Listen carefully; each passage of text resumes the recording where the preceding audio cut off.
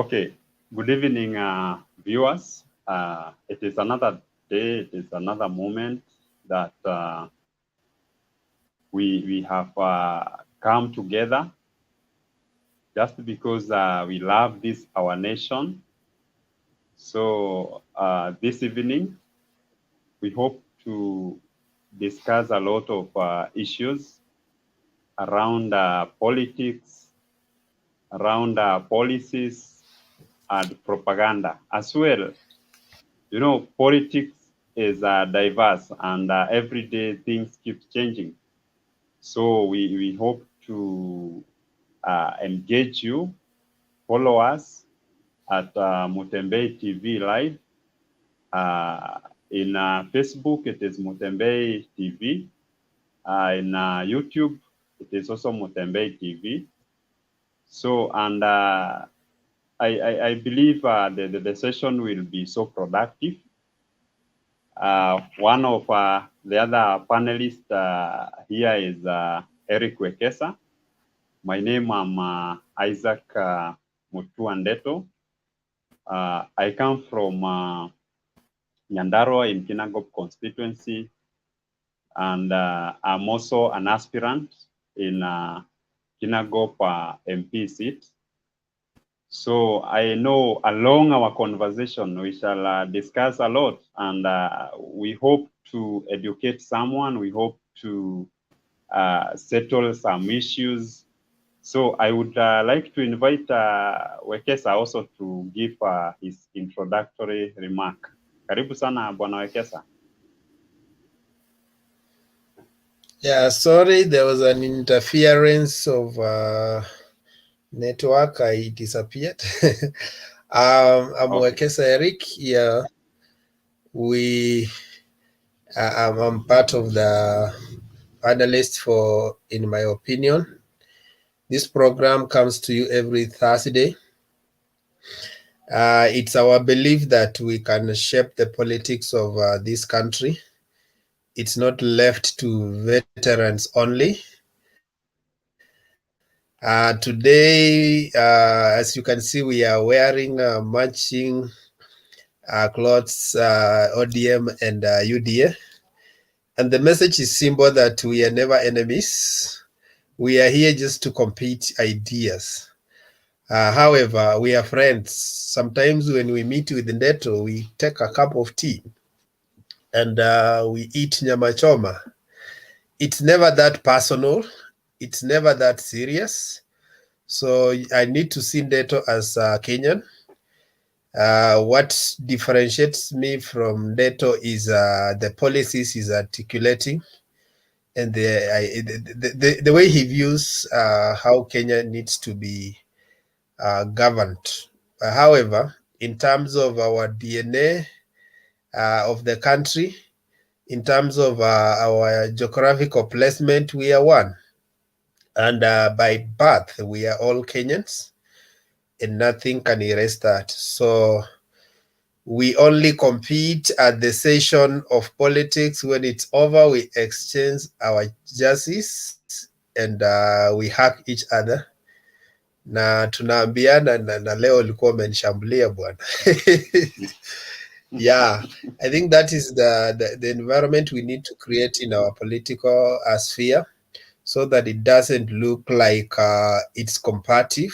As we approach 2022, there are people who will decide just to build tension and make your neighbors you've lived with for quite some time, you start making them enemies. Yeah, some of us are married across the tribes, and you may wonder whether 2022 you have to divorce, you have to run away from the people you as closely associate with. So it's never that personal. Let us compete on ideas, and let's allow Kenya to live. We say that in the good book, it just as iron sharpens iron, so does man learn from each other. We are here to learn from each other. And therefore, for us, our friends who are coming to us through the comment section, Your input is very important. Your ideas we can discuss together. So help us to generate ideas and not abuse. It's okay. You have the freedom of expression, but let your expression be building or constructive. So thank you so much, and Deto, you can begin. Okay, asante sana for that extensive introduction. And I think we shall just delve into today's topic of discussion. And first, we shall begin with politics. Kenya is in a very high temperate mood when it comes to politics. And so far, there are a number of presidential aspirants. This is Raila Odinga, although he has not declared to be in the ballot come 2022, but the environment is very suggestive that he will be one of the presidential candidates through the ODM ticket. Also, we have William Samoei Ruto, that is a UDA candidate, presidential candidate. Also, we have Musalia Mudavadi. We have seen through his ANC party. We have also seen people like Jimmy Wanjigi through ODM.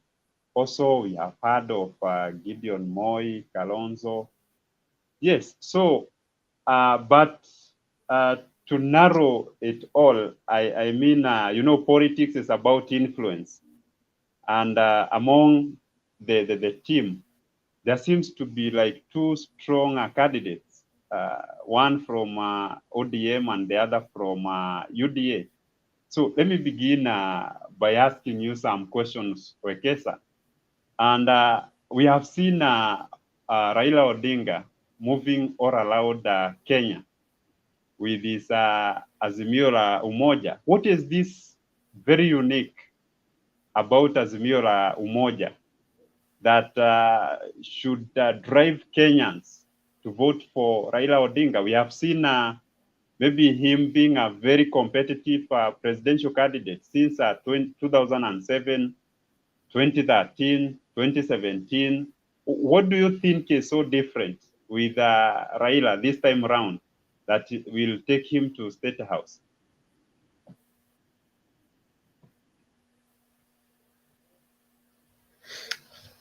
Okay, thank you so much for that question. I'll begin by saying that there are not two strong candidates, actually.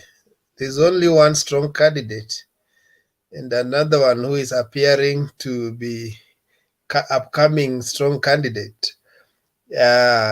Baba mwenyewe alisema at William Ruto ni mtu mdogo kwangu mimi, so asichipikapike kifua na ajishike mahali aone kama ametoshana na mimi. Bado yeye hajakomaa, wacha he needs time to learn from the veterans. Anyway, away from that, I think what makes Baba stand out is Baba connects the past and the present, the past and the future, the past, the present, and the future. And that's why when he came up with something called building bridges, there are people who trivialized it and looked at it from a narrow spectrum, or they politicize it. But deep down their conscience, they know that this nation has a history, and we cannot run away from our history. We have been balkanized and put into political zones, and that has created our animosity and struggles. There's something that he keeps talking when he is in political rallies, that one of his policies is to break the tribal barriers. Why? Is because he knows that there are people who suffer, who are sacrificed on the altar of tribalism. That just because you are called Ndeto, you cannot miss a job opportunity. Just because I'm called Onyango or Kamau or Kipchoke, someone should not discriminate me when we have job opportunities and sharing of national resources. And so he keeps on saying that Azimio la Umoja is it's something that is possible. We look at our bad history, and we have been put at loggerheads where they are they are not just competing interests, but competing tribal enclaves. Where I come from the mountain, you come from the lake, I come from the western side, and you come from the northern. And this seems to have issues. Right now, even when you look at the tribe, the political arena, the big players have always been around 5 tribes. Like it happens like it's a rule of the jungle. So those are the big players, and nobody even can dream that Adan Duale can be a presidential candidate in UDA. Nobody even is imagining he can be a running mate. Why? This is a natural instinct that we have been fed over years, and we have believed that only I have to combine this big tribe and this other to win election. So, in other words, Kenyans as citizens, we have accepted that where we are is the best thing. So we have accepted that there are big tribes that are dominant and they have to rule over Kenya. The others are feeder. The others ni unga ya kusindilia, ya kuchazilia. But the real players are the people who come from these big tribes. So his Azimio la Umoja is a call of a nation to come together as one and have a conversation that helps each and every person feel part and parcel of this nation. Yeah, I will go on and on, but I will maybe allow you also to talk, and then we can continue. Okay, you have stated that Baba the other day said Ruto is a minor person, but what dimension do you think he was like talking about? Is it politically? Is it through maybe the age in politics? What do you think? What do you think he was talking about? Because I think Ruto, equally, he is a strong politician.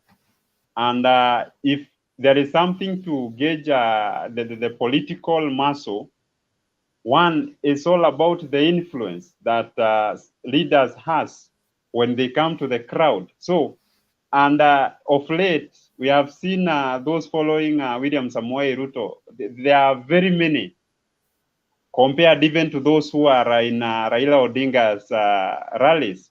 So what is this that Raila Odinga was talking about in your own viewpoint? Okay, now that is what makes him different, because when you find a politician who is still excited with the crowds, who is still excited by creating a manipulative politics towards an opponent, then you know these are still learning politics, and they enjoy every scene of it. But veterans have gone through all those phases, and they know what matters. If it's pulling crowd, if we go in the archives and get the photos and the clips of crowds, None has ever pulled those crowds that Raila has had in Uhuru Park and where.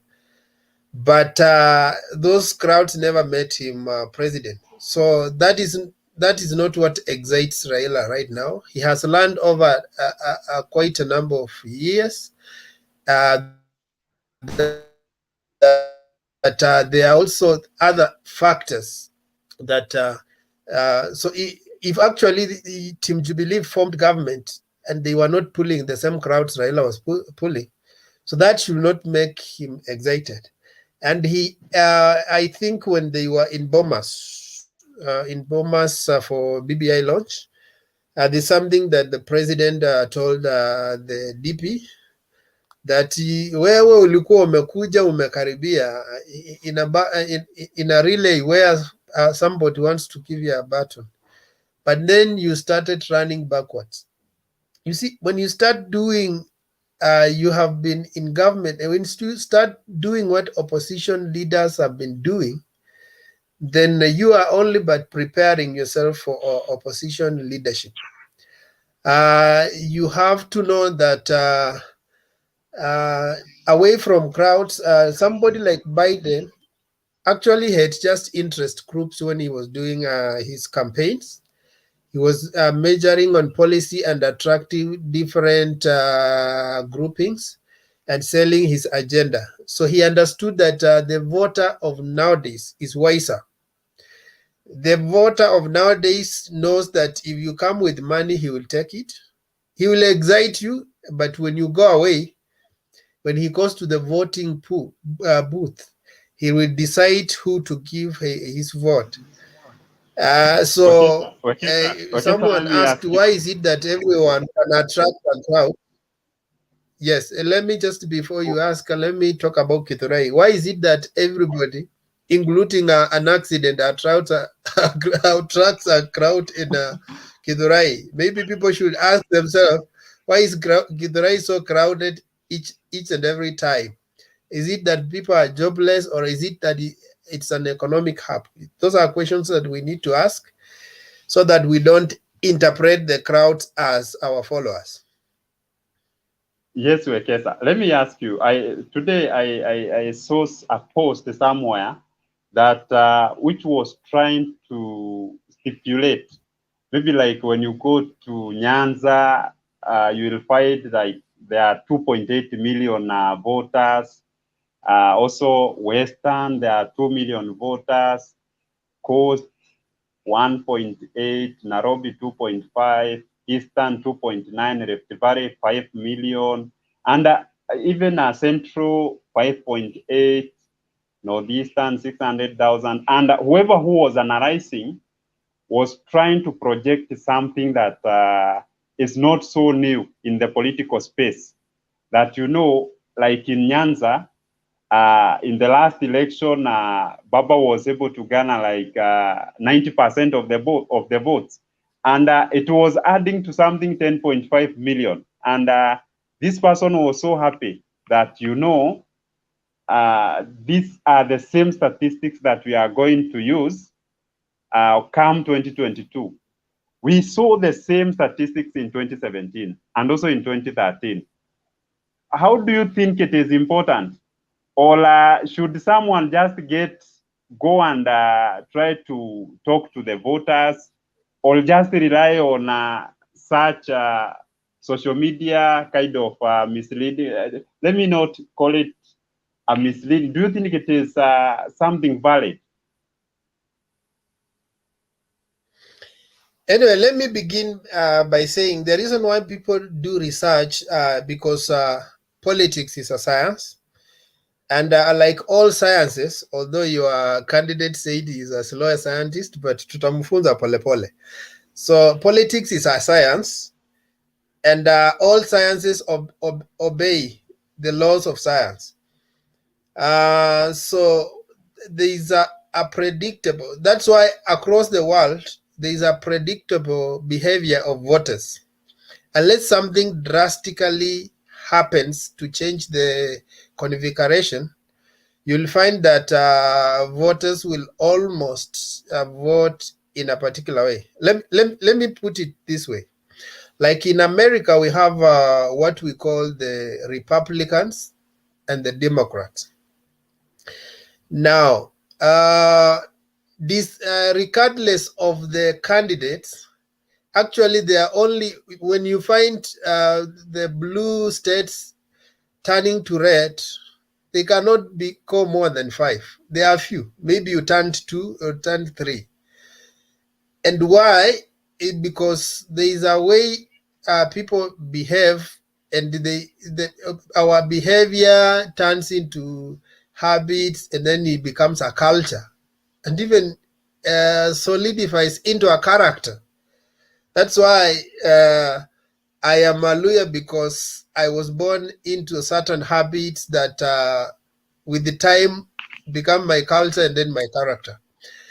So the reason why voters can be put on an empirical data and then be predicted in the way they are going to vote is because behavior takes time to change. Even if there is a shift, it may affect a few in the population, but majority are conservative. People want to do things the way they do. And not only majority are conservative, but the political messaging also ensures that there is conservation. They are messages that drive change, and there are messages that ensure conservation. When a politician drives fear, he wants people to retain. For example, if a candidate comes up and he seems to be cutting into the new block, the people who want to retain the status quo will want to drive fear towards a certain candidate, so that the people who are susceptible to change will, out of fear, not make a move. So the status quo remains. So when I was giving an example of Democrats and Republicans, Republicans are thought to be conservatives, and Democrats are thought to be liberal. And that, in a natural setting, the society is almost half conservatives, half liberals. So when you drive the message of change, not everybody will buy. There are people who are who like the comfort zone. There are people who like the status quo because they benefit from it. So you find that half of the population will buy a new idea, and half of the population will retain the old idea. And that is what cuts across, and you find, like, almost, how comes these people began on different scales, but they have ended up having almost half the votes? It's because that politics happens on a science, and naturally we have people who love change, and there are those who love a status quo. They want to retain the things as they are. So when somebody comes up with statistics, he is looking at maybe the voting patterns of our nation, and he's saying, if things now, they talk about ceteris paribus. Ceteris paribus in economics means if all factors are held constant. And I want to assume that your presidential candidate, William Ruto, went to the mountain with this conservative idea that ceteris paribus, if all factors are held constant, the voters that voted for Uhuru Kenyatta will be my voters. But someone has come up to disrupt the whole matrix. Okay. Let me first respond to the question on if maybe the Mount Kenya voting will also apply to William Ruto as it was in 2017, 2013, like that. To me, I would say this, that hakuna kitu imebadilika. You know, pale Mount Kenya, one thing I know about our people, they are not tribal. And when you go around this country, you will find us all over, because what we usually like to engage ourselves in is matters to do with development. Look at the business. Look at maybe how many people are in various concepts of life. Look at the directors of even big companies, even like Safaricom. Look like in schools, we have also very many head teachers across the world, across the country, are from the region. So we are people who embrace diversity. We are people who would like this country to be progressive.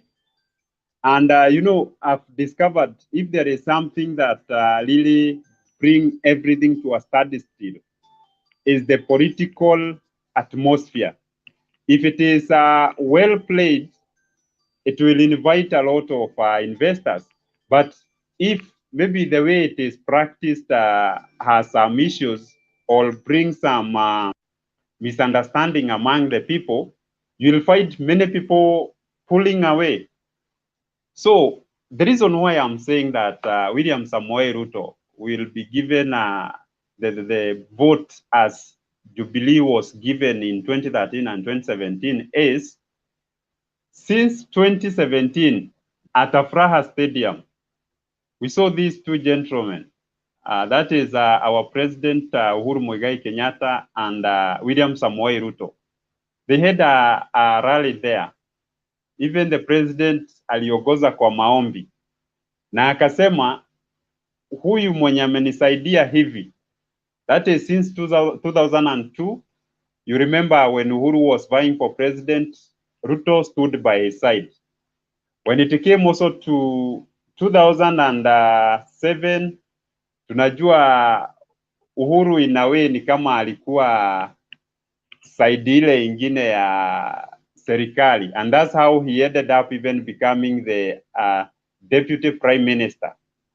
So ni kama walikuwa tu side moja na Ruto throughout 2013, when no one was willing to be the running mate of Uhuru Muigai Kenyatta, Ruto was there. And even in 2017, the same. So when Uhuru endorsed that, you know, yangu kumi na ya Ruto kumi, I know he meant it from deep in his heart. But, you know, we Mount Kenya people, hiyo ni kitu yenye tunakaa kuelewa kwa undani na sio ukabila. Manake, myself, you cannot say that because I will vote for William Samoei Ruto, mimi ni mkabila. Yule mtu sio wa kabila langu. So that means it is good to maintain some covenants. And if when you need someone is when there is an urgency of coming up with strategies so that usaidike, then that's where we are going wrong. Because that 2013, we never saw Raila Odinga coming to support Uhuru Muigai Kenyatta. In fact, saa yenye mambo ilichacha zaidi ya ICC, I saw Uhuru endorsing Musalia Mudavadi. Then, out of some maybe inertia, in a way, he was forced to call back what he had already said, and that's how he was made. He remained the leader of Jubilee Party as a presidential candidate. So we cannot say that Musalia ni mtu anaweza unga alisaidia akina Uhuru. You know, by then ni saa yenye every person was in panic, kwa sababu ilikuwa inaonekana kweli huyu kiongozi wa ODM atapata hizo kura. Na in a way, if tuseme kama Musalia played his political and democratic responsibility and duty, so na akavai for presidency. So what I mean is this, that kwa sababu sisi hatujui ubaya wowote wa Ruto. Wacha hivyo watu wanasema sijui gani, sisi hatujui. And that's why we still remain abided by the covenant that was made between the two, the two leaders representing our country, Kenya. Yes, Wekesa. Okay, I've made a number of observations in your submission. One, you have said that our people are not tribal. In your own framing of words, you seem to suggest the opposite. Because when you say our people are not tribal, and then you go on a listing where your people are doing this and this, in other words, you are doing it in contrast of other people. Even when you think your people are special, in itself is a tribal undertone. You are trying to suggest that they are even better Kenyans than the others. So you have gone, if you go and isolate one community and think and narrate its merits at the expense of others, you are already telling us these are behind the back, behind the back, these are thinking that, okay, this is who we are. So until we remove that and think as Kenyans, we are still having those tribal enclaves where we might even think we are better.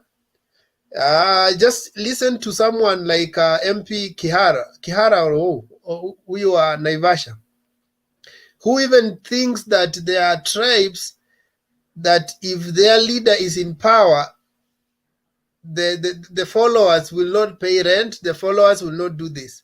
Those are strong emotive tribal undertones that we should not entertain. So it's good, don't blanket it and say our people are not tribal. We have seen people who passionately talk about tribe, and even who think the only problem is and you're finished with a very interesting remark that they saw that Raila could take this thing and they were in panic. So this is a question. This is my question. Raila is a Kenyan. He's competing with Uhuru just to be a president.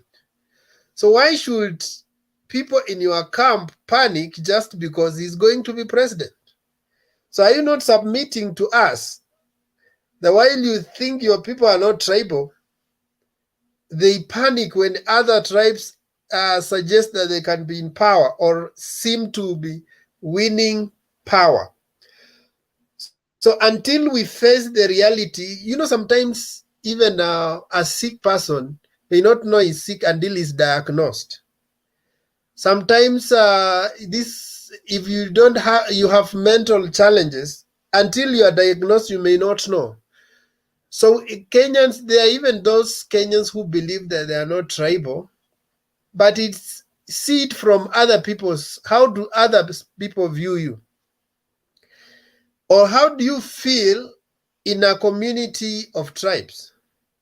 If you feel threatened, then there's something wrong that needs to be done about tribe. For example, if this argument of 41 against 2 and 41 against 1, the reason why it was propelled and peddled around is because one side felt maybe discriminated, and another side felt threatened by this incoming group that has come together. So until we feel like we are at the same level, we have broken those tribal enclaves, we will still struggle, and we must face the reality. And that's why when the president came up and the prime minister came up with building bridges, the idea was this: to look at our tribal struggles and say that we can break these barriers so that everybody can work as a nation. There's another thing you have also brought up, which you have talked about politics of covenant. And you say that no one was willing to deputize. Uhuru Kenyatta. My God.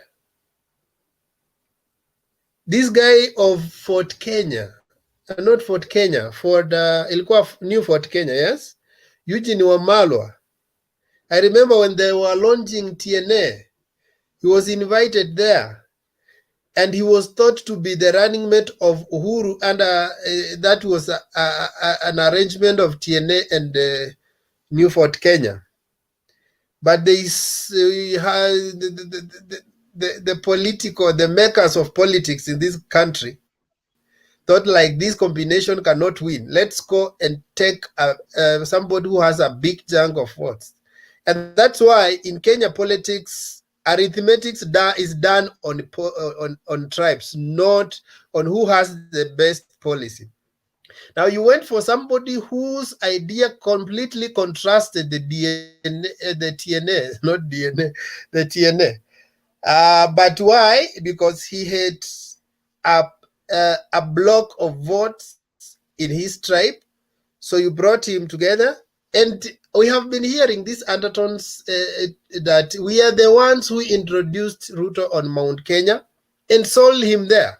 Why? Why didn't he introduce himself? Because politics in Kenya happens on a tribal arrangement. Even when Ruto is proud and talking about he doesn't want tribal parties, for him is a national. Ask him, how did he come on a national scene? Did he boomerang? Did he just come from nowhere? No. He was introduced by those people he's calling tribal lords, tribal chiefs and kingpins, and they introduced him to national politics. Moi introduced Ruto to national politics. Uhuru introduced Ruto to Mount Kenya politics, Raila to these other regions. And therefore, he is enjoying that national outlook because there are people who held his hand and he came up. So he's showing this thing that people say that people have held a ladder for you to climb. When you reach at the top of the building, you throw away the ladder and tell them, you guys, you can remain down there. So he's calling the small parties that actually propelled Jubilee to get power, tribal enclaves and kingpins. It's so unfortunate. Okay. Hey, And Wekesa, you have, even as you are preparing to respond, there is something I left out. There was something called KK, 3K. There was Kalonzo, and there was Uhuru, and then Ruto. They were representing Kikuyu, Kamba, and then Kalenjin. Before the two matched up, those were the three. But they left Kalonzo kwa mataa, wakaenda wawili. Then they came and played games with Musalia Mudavadi. Musalia Mudavadi Uhuru was willing to have even a ticket of Musalia and Ruto.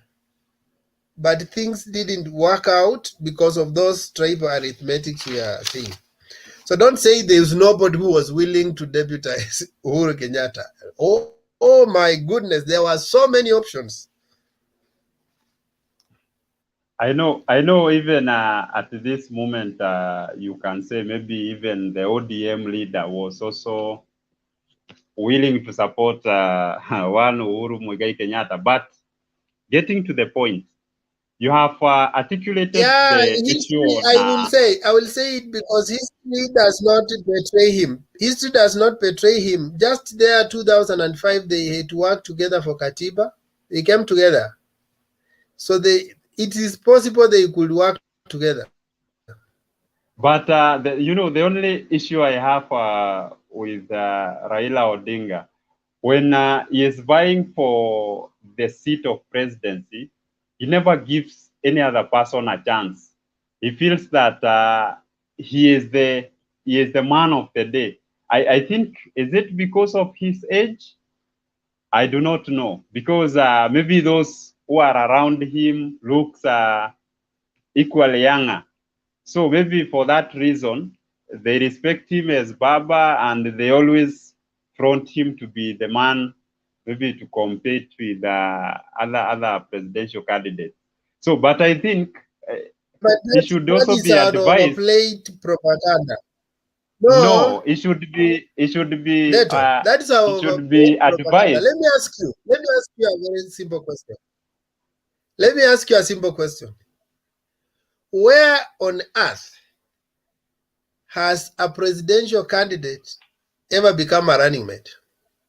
Like today we run, you are a president, then we flip the coin in the next election, I become the like, you see, by the virtue of him running, you have already declared seniority. And when you go even to the next elections, there is a pegging order. So the only solution, wacha nikwambie, the simplest solution Wekesa. for this Raila and Team Wekesa. Kwangamaya is to have Raila become president. Yes. Let me roast you. Yes. Let me roast After you he again, becomes because, president, he exceeds the scene. Now the others come. I'm willing to be roasted. I can be eaten in roast. yes, let me dissect the whole maybe art about ODM and its party leader. What I mean is this, you know, when Ruto is supported, it is tribal. When Baba is supported, he is a veteran politician who has ambitions of the nation. He is a revolutionary. He is a man who has brought the issues of there was independence, there was a multipartism. Then they are even thinking that it will bring the economic welfare to stabilize come 2022. What do I mean? This is what I mean. The other day you stated clearly that Baba said Ruto ni mtu mdogo sana.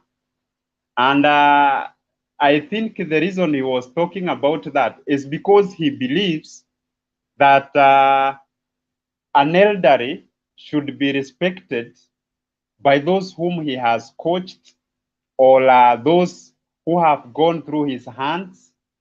And Raila, from my own viewpoint, he is not a person who is these liberal-minded people, mentors. I do not think he makes one when it comes to politics, because a mentor is someone who will work with you, and when you attain the skills, then he can give you a chance, an opportunity, even the space, resources to let you grow. But why is he comparing himself with his student? When I say his student is William Samoei Ruto, we know that he has history with Raila Odinga. They have worked together. Look at 2007. These were people who are very strong that, Baba, you should not turn back. Let us keep moving. And also we saw Raila Odinga betraying William Samoei Ruto when it came to the issue of, when Ruto was a minister. In one way, it was said that his ministry was Ministry of Agriculture had some issues, and in a way he was stopped from maybe delegating various duties and responsibilities to the Kenyan people. But we know Ruto in the ministry as a performer, because that's when farmers acquired subsidized fertilizers. That's when a lot of things, transformation and revolution, came in the Ministry of Agriculture. Raila Odinga, if surely he is a mentor, I think this time round, he shouldn't trust another person. I may not be necessarily young, but he should try among the principles of the so-called the previous NASA, I believe there are leaders there who even are more energetic, people who can drive the development we need as Kenyans.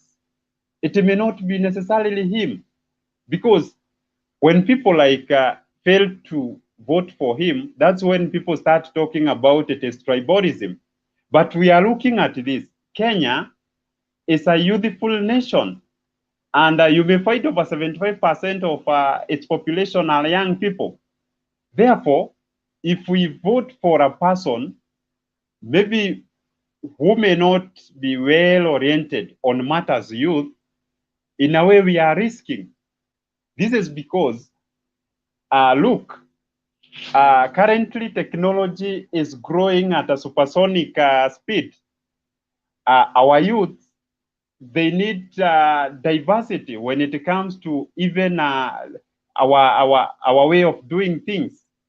We need a person who can rush with the speed in the technological space. Among the presidential candidates, I think the one who is best suited for this, it is William Samoei Ruto. This is because look at the way they strategized for the Jubilee government since 2013. These are people who have been running some activities. Even Baba, when he came to the same government in 2018, he acknowledged the development that these two gentlemen have spearheaded. So even as we move on, the laptop project we were talking about, that is a mastermind of Jubilee government, and we know who the key personnel were. So these are people who can bring change through the technological space. So I'm wondering. Okay, I'm wondering. respond let me retain this question, Wekesa. I'm wondering, how do you see Baba like prioritizing agenda youth, the promoting policies which are so much on youth, and yet this is a man who is heading 80 years. I would like to hear that from you. Okay, thank you. You have canvassed through many issues. Some of them you have touched and never spoken on them conclusively. Let me begin by one of your mantra, which is completely wrong. You're saying because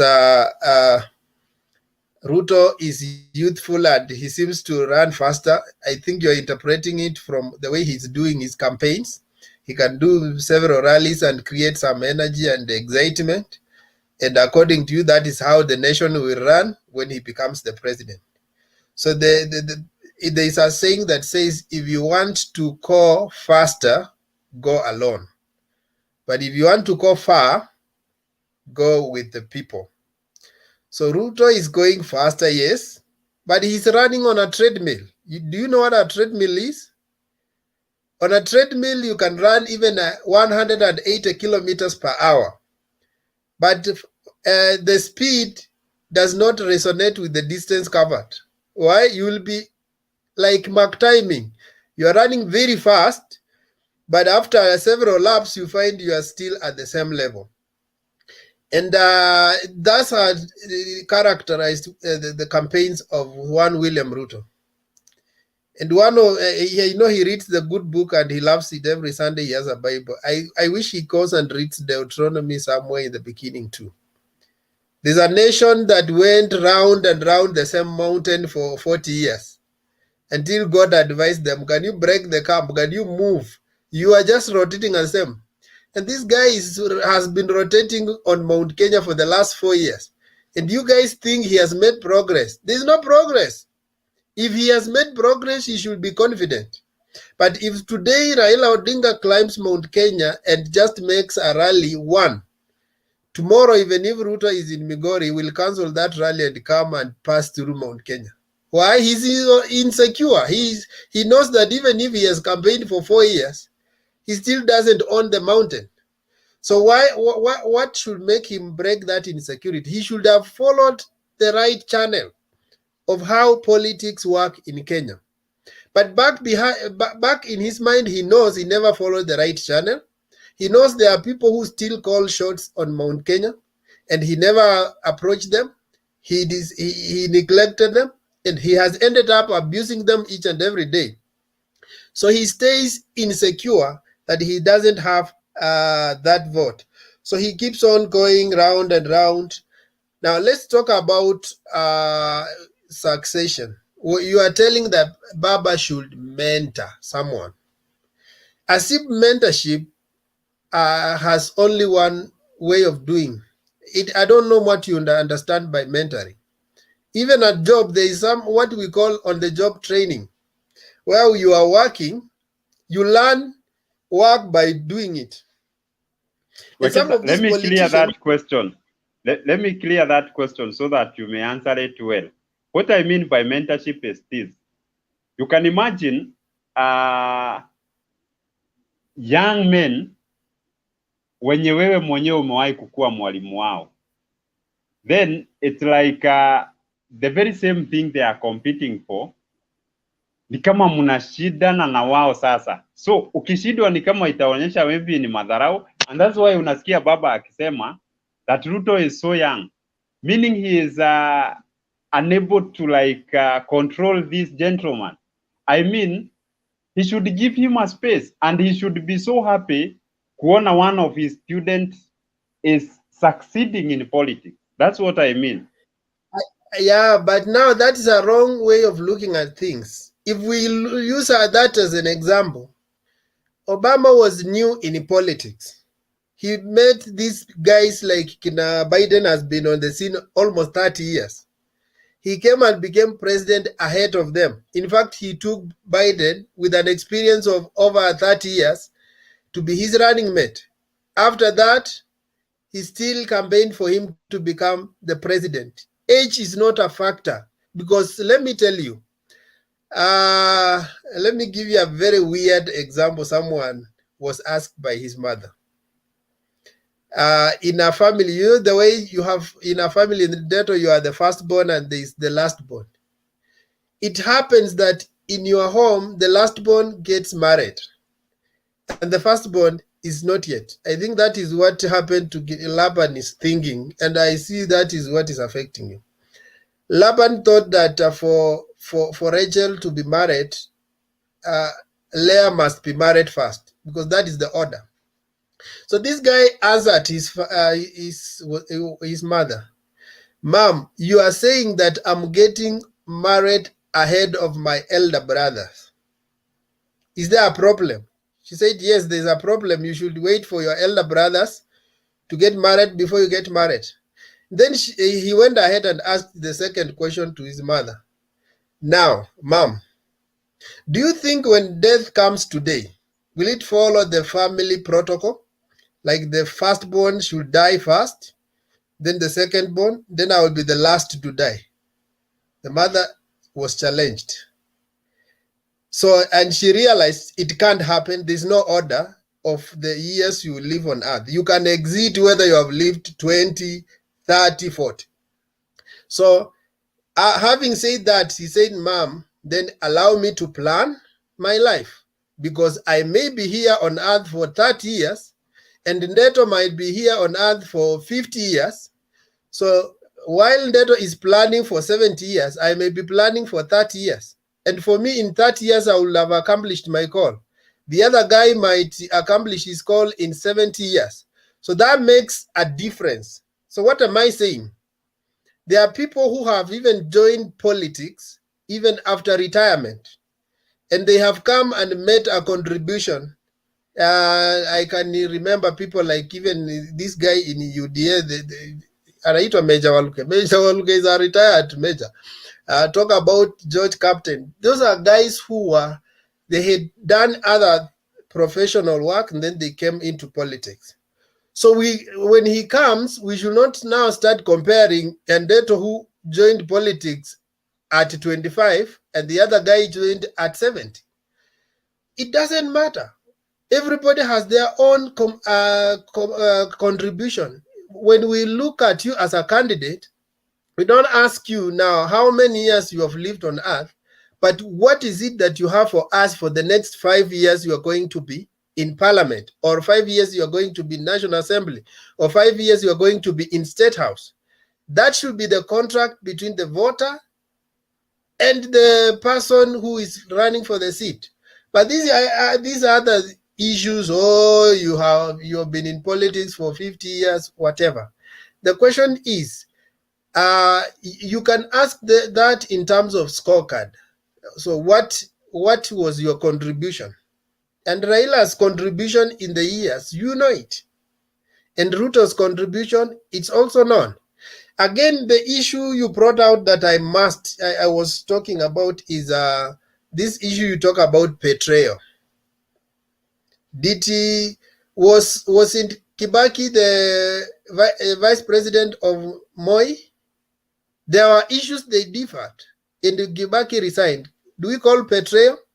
So do we maintain? In politics, it's not about relationship, it's about interest. Are you serving as a vice president? If you're not serving as a vice president, allow somebody else to serve. It's not like we entered into a permanent covenant. So there's no permanent covenant. If Ruto and Uhuru find there are no interests that are still tying them, can they part ways so that somebody else can accomplish what that government needs? But Mankiw, you only have a contract of 10 years. So you cannot play around and keep on fighting for the last. Now, the last 5 years have been wasted because of the fight. If these guys just parted on 2017, they said that we find, because of the differences we have, this government is not tenable. Therefore, we can allow whoever wants to continue in government to form a government and the other person to exit and serve.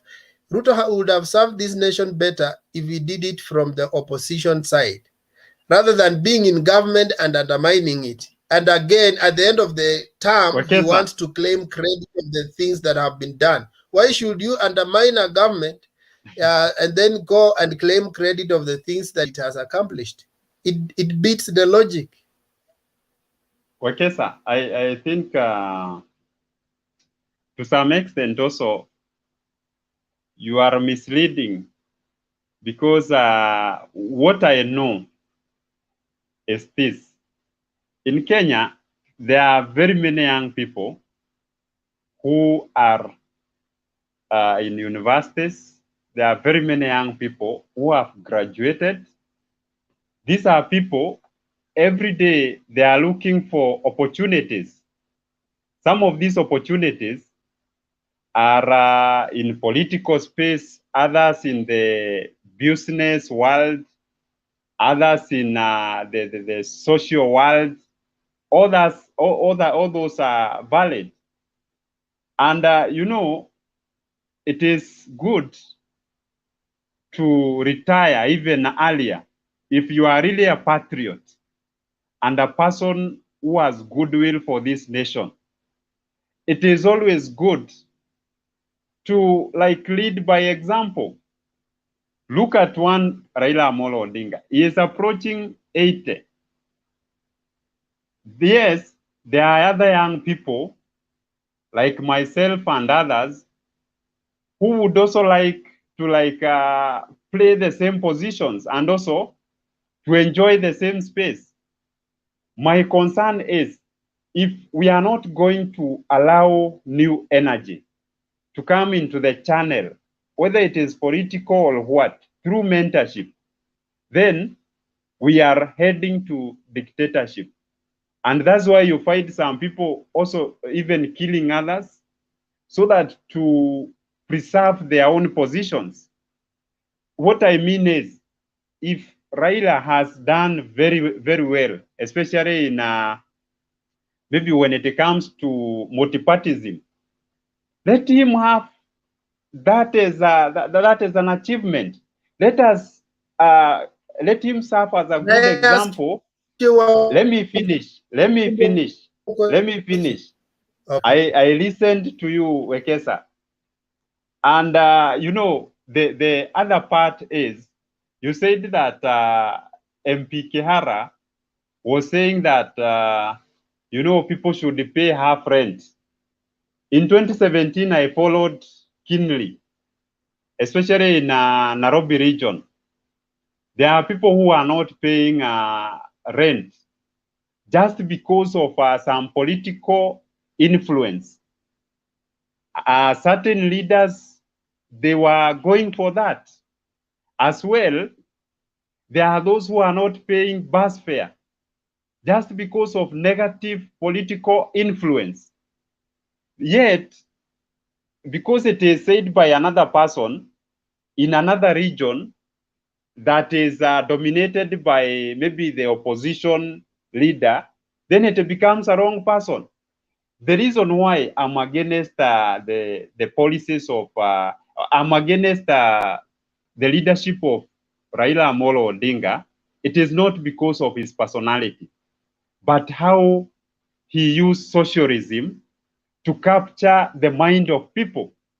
And we know that Kenya is a capitalist nation where one should be rewarded through hard work, one should be rewarded through innovation, one should be rewarded through the kind of synergy and collaborations you bring to business concepts so that to grow. But when you find someone talking about let us divide Kenya into 8 regions, and these regions, they should have their own governments, which should be so independent like we see in United States, I think that's the highest level of tribalism. And that's the highest level of selfishness, if I may phrase it that way. And this characterizing one Raila Amolo Odinga. Yes, Temba, welcome. Good evening. Allow me to come in and pose some questions. First of all, the topic for today is politics, policy, and propaganda. And I just noticed that you're trying to propagate something there, which I would, which shows something about your understanding of politics in general. Number one, capitalism is not a state thing; it's a party thing. It's a party ideology. So different parties speak different ideologies. So Kenya cannot be declared that it is a capitalistic state. It is a party ideology. So you find there are some which are social democratic parties. You find there's Communist Party of Kenya. There's Federal Party, FPK. So different parties will pick different ideological positions. So first of all, it's an error by saying that Kenya is a capitalistic state. That's what I was talking about, propaganda. Secondly, if you can remember the independent constitution, it had different jimbos. If you can remember, it was a majimbo constitution. And then it was later amended for us to now, if you remember Legico, do you remember the history of the development of the constitution to where it is right now? Have you tried to look at it? Yes or no? Yes. So you remember Moi, Ronald Ngala, what were they representing in the Legico?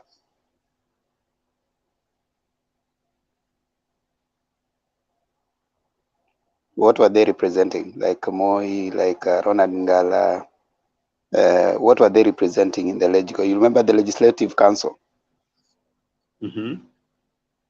What were they representing? Just to come out to them. Now you see, when you are commenting and you are not having the background of the development of the country from where it started up to where it is, you are likely to push a propaganda, right? So okay, Kenya started. okay. Kenya, hold on. Let me counter. Hold on. Let me counter a bit, Demba. I'm giving you information. Okay, it is good that you are informing Kenyans, but what I mean is this. I have taken my time to study on socialists and capitalist kind of nation and way of governing and how it works. You know, like when you go to some of the most developed nations, in a way, you will find a lot of socialism. This is where the state control all the affairs, and there is no rich person, there is no poor person. Every person is brought to standard. But when you come to a capitalist society, like where we are now, leave alone what you are saying that it is a party that comes with whether it is socialist or what. You know, the Moi government was capitalist. We saw in 1982, Jaramogi Odinga, even Raila. That's why they were even detained, trying to bring a revolution and turn this nation into a socialist kind of country. Hold on. Also during let me finish. Then you interrogate them before I move out of my way of thinking. So then when it comes to Mwai Kibaki, it was capitalist. This is where you are given a space through legal structures. You are allowed to do your business with no limitations as far as you are following the law. You can make your money, you can do your investments with no limits. But when it comes to a socialist nation, you have a lot of limitation, because if it is a rental house you want to construct somewhere, you have to lease a land. This is a land you will be paying for. You also have to get almost 50% of your income getting to the government. You will be left with very little. And this is discouraging something like investments. And that's why you find everything is state controlled. But in a capitalist society like Kenya, Kenya is what's the difference between capitalism and social capitalism? And capitalism, for your information, is not a state thing. It is a party position, right? So, like for example, in the US, you have Democrats and Republicans. What is the difference between those two?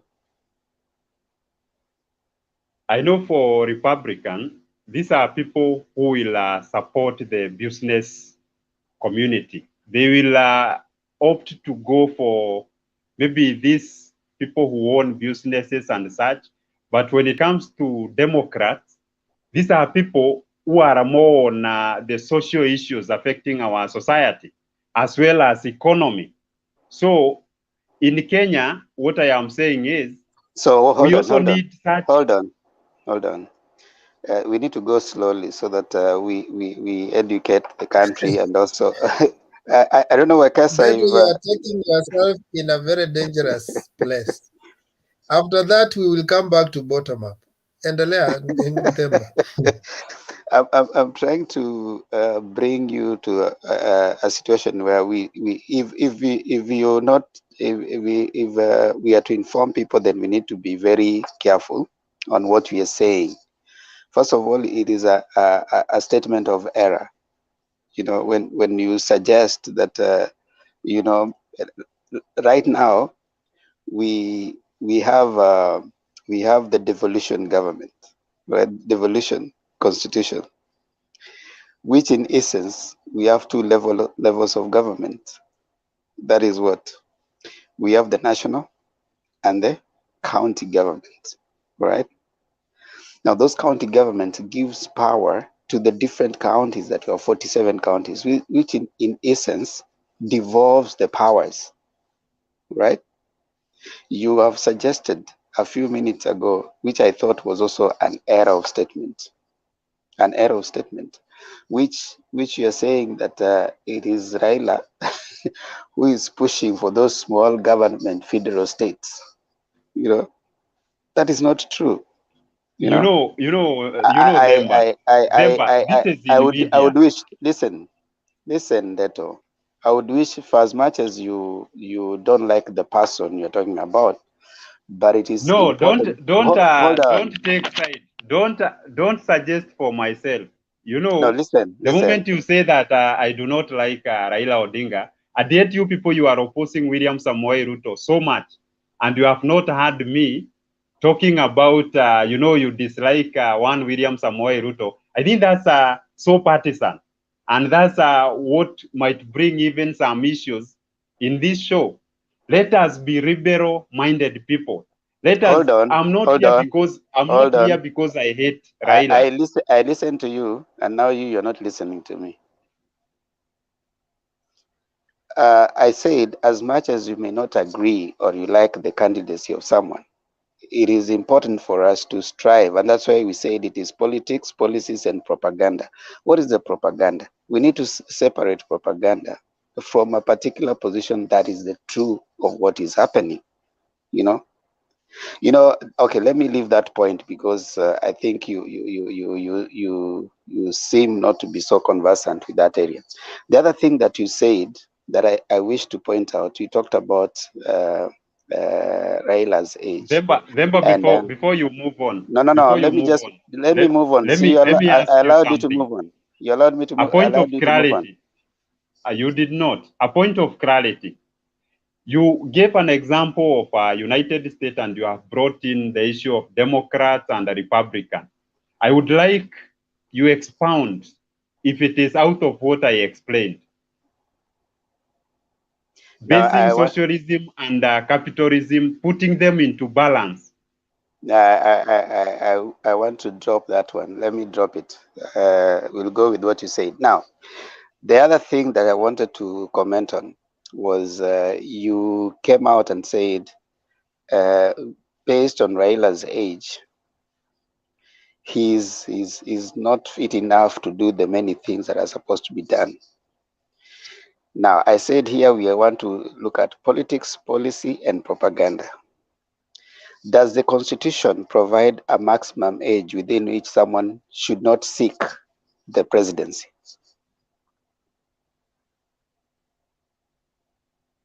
Let me say in a polite way that everyone has that right to become a president. But what I meant when I brought No, the let's Raila go figure slowly. in it, No, listen. wait, You wait, know the Ndeto. problem. The problem Wait, with you, there's a reason as well. you are asking me a question, but you want me to follow a certain trajectory. No, Why don't you allow me to just finish my way of reasoning? The answer is clear. Does the Constitution provide a maximum age within which someone should seek presidency? You just say yes or no. Just move on, Themba. Okay, it doesn't. So when you come in and then you start suggesting that because someone's age is high, then that person should not seek election, that you are already discriminating someone on the basis of age. Number two, you said that because he's old, he might not be able to run like others. Now, Ndeto, you are seeking to be an MP. Are you married? I would suggest my personal, not to expose my personal life, whether I'm married or not. Age is personal too, right? So, when you become a public figure, That means therefore, you're a people public have figure, to you know a are lot an of MP. things. Exactly, you are going to be an That MP. is Your it. constituents need That to is know it. that But you are married or not. I'm not a presidential candidate.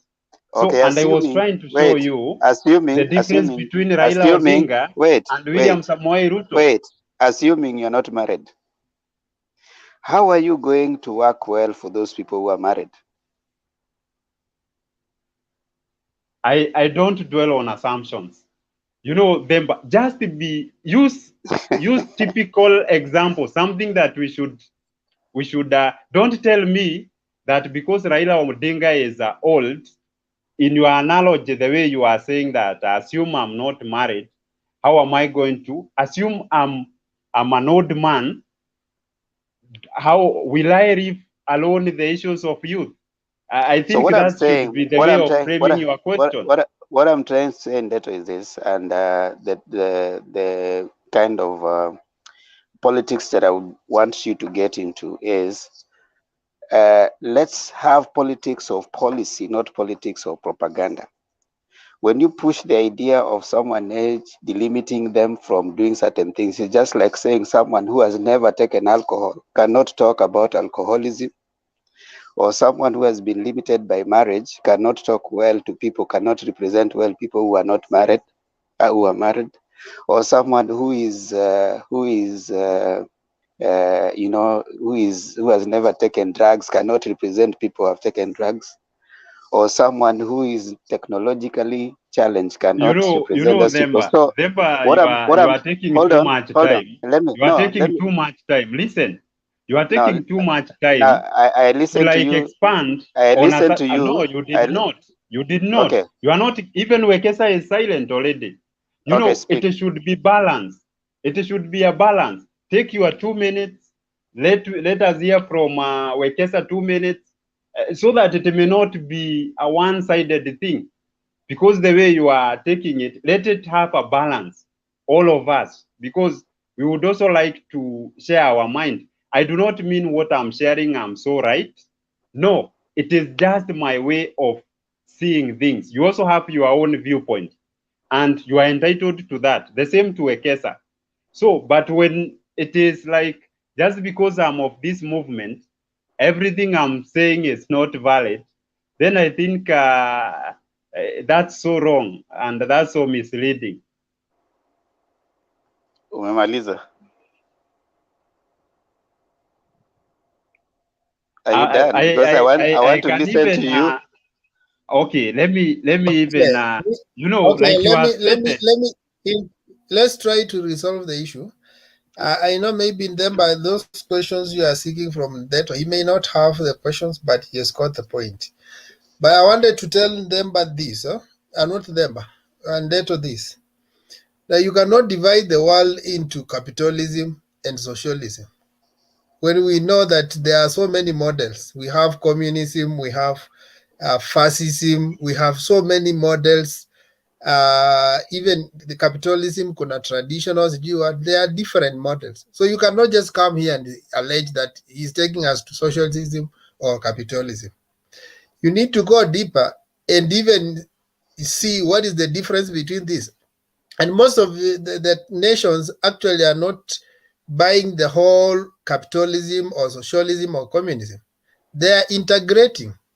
They have this part where you need to be social, and this largely where you need to be capital.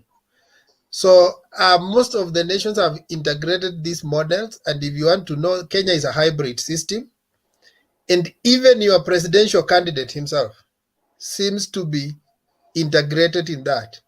When he says that we need to get money and inject into this, you see, naturally, let everybody, if you have money, then let your money work for you.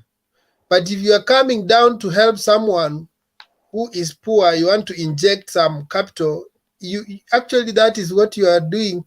It's part of socialism, where you want to bring up the lowly and make sure that they are also thriving.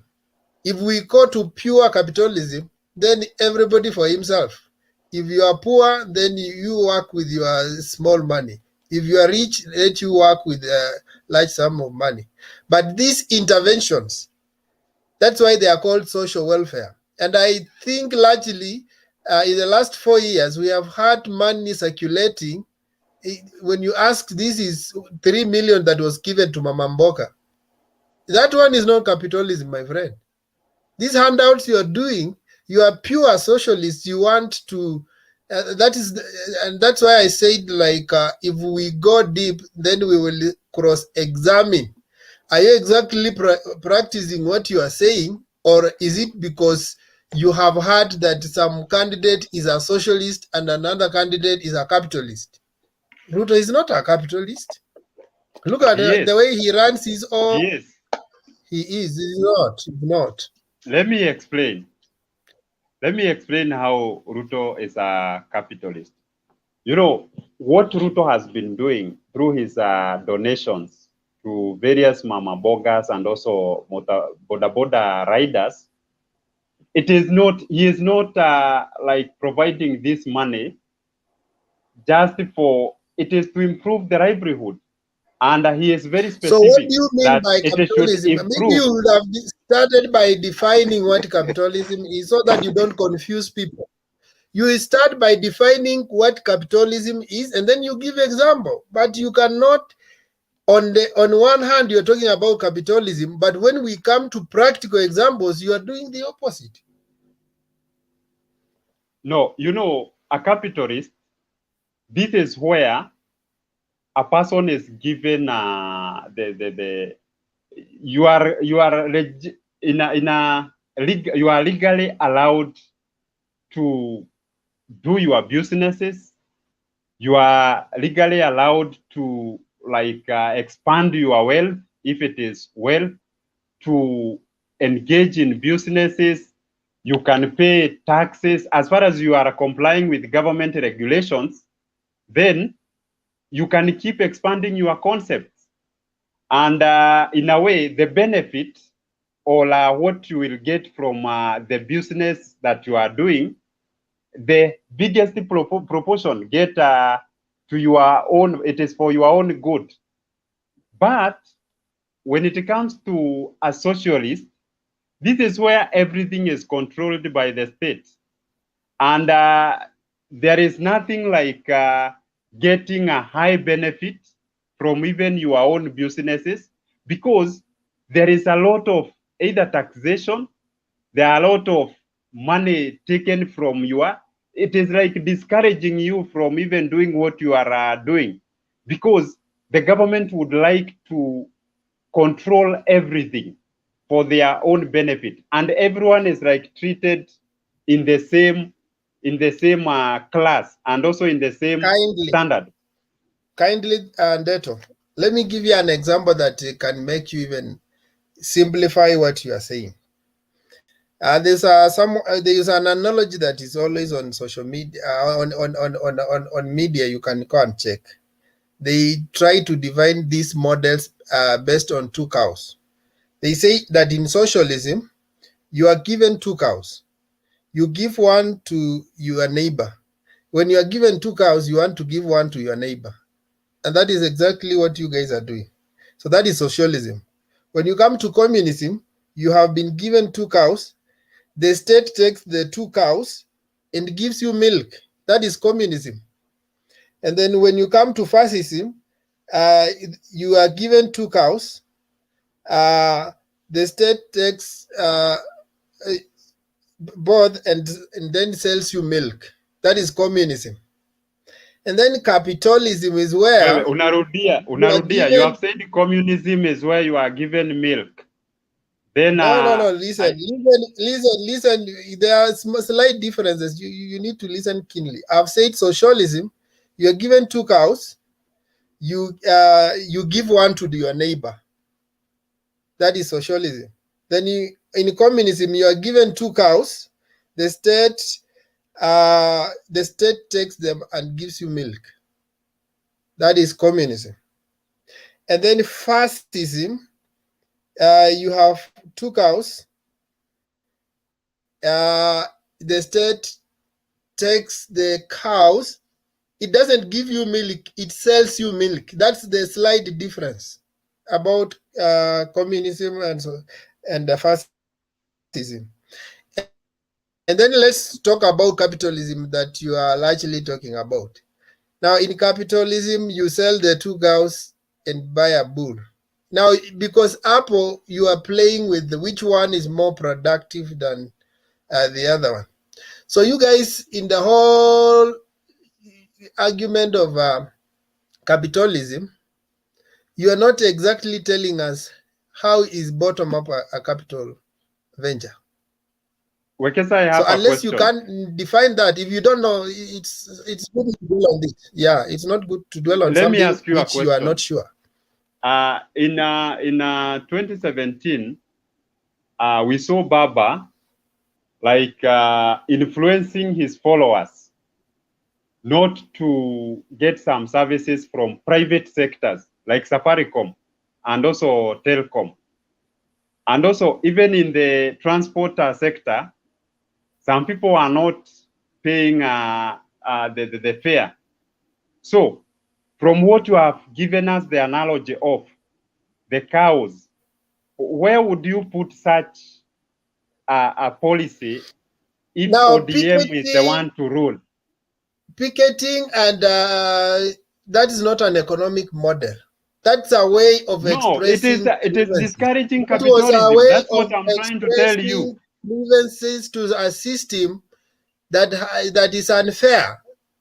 So the way of expressing grievances to a system that is unfair is not an economic model. So those are two things. That is a misplaced meaning. Yeah. I think also what we need to bring out is constitutional provisions and constitutionalism, where we separate what is within the constitution and provided for. And when someone does something that is provided by the constitution, are they necessary? And I think there was once I don't know whether we mentioned here, but we said even the Mau Mau, before they started fighting for independence, they were categorized as a terror group. When the opposition went into boycott, which is a way that provided by the constitution. The constitution provides for picketing. You can do a boycott, which is you can withdraw, labor, So when there's expression of a constitution, we do not castigate, because let me tell you, constitution applies to everyone, the good sides of the constitution and any side of it. So I think when we come to a media like this and then we start, shouting about some expression of a constitution and suggest that it was wrong, we wouldn't be having a new constitution or multi-party as we have it today if it was not for those rights that are entrenched within the constitution. So I think we need to have a debate that is fairly representative. I have a question for you, Themba. When it comes to mobilizing support, if you want a certain policy to be implemented, there is always the invisible and the visible approaches to ensure that what you are mobilizing people to go for is concerned, and also to evade discrimination. My question is this: we have been seeing Raila Odinga every time he wants a certain change by the government, he moves in the demonstration way, the visible way. I wonder, does this man know that there is something we call behind closed doors kind of engagement, so that if it is a revolution you want to bring in IEBC, it doesn't have to bring a lot of drama in the city, which is curtailing a lot of businesses, which is disrupting the economic hub of the Nairobi city. Why does he always go the violent way other than using other harmonious ways if he really follows the constitution that you are talking about? I know you want to answer. I'm just answering in 30 seconds and then you can weigh in deeply. Okay. I want to answer in 30 seconds. I'm saying you cannot say he doesn't know that there are other ways. He has demonstrated the other ways once when he joined KANU. There was a different way they did with Moi. Then when he did the handshake with Uhuru, that was a different model. And you are the same guys cascading him when he does different ways. So he's right now he says he's in government and he's cooperating with government. You guys have a problem. When he goes on the street, you have a problem. Which model do you want him to use?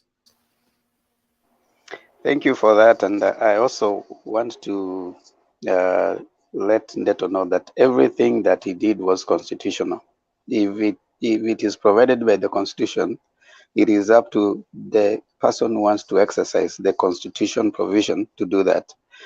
For example, right now, Ruto is going around conducting what they are doing, and they're called county assemblies. And those assemblies are coming up with resolutions. Are you aware of that?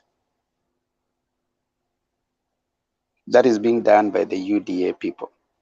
Now that is a constitution. Where you know also you should give some case scenarios For other example, than generalizing. No, I'm not generalizing that.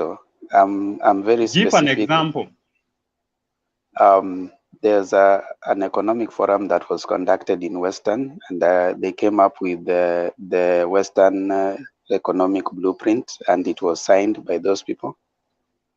There's one that was done by Owalo for the Nyanza region, and they came up with something and they signed. Those are provided for in the constitution as economic assemblies, assemblies that are being conducted. And it is within the constitution, right? So as I respect the people's wish to air their views, but I also wish that everybody's constitutional rights needs to be protected. How you express yourself within the constitution, it is up to you as the individual, So someone should not suggest to you that don't picket. Someone should not tell you that don't do this. If you feel that your right has been infringed, and in fact, the reason why Constitution provides for that is that because the government is powerful. So the Constitution gives the citizen an opportunity, to express himself towards the government. And if a government cannot hear in a certain place, it gives the mandate for people to picket, boycott, do an economic boycott if they can succeed. And those are provided. If you read the Constitution, it gives you that. And Constitution is not for Raila. It is not for one individual. It is for all Kenyans. So when we come and we start saying, for example, you and I know that the 2 times that Raila has had a handshake, Kenya was not at a very good place, And even today, right now, as you speak, some of the people who are in the other side are coming out saying that, yes, as Sonko has said before, that they are the ones who even created some of the pseudo demos and banned cars to make it the opposition appear bad. Shebesha has come out and said that Raila has won 3 times.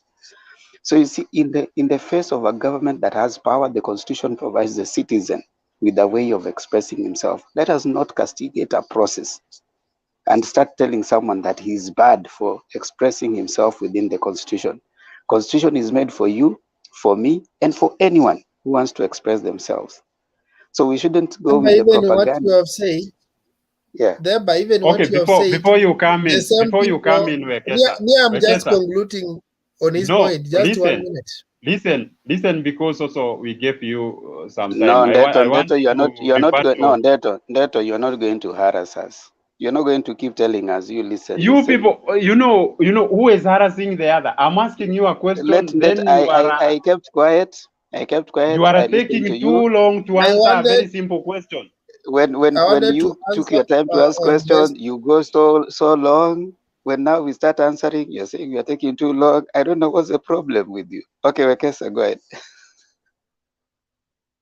Just wanted to comment in 1 or 2 seconds that they are the same people on kwa mdomo moja wanasema Raila likes picketing.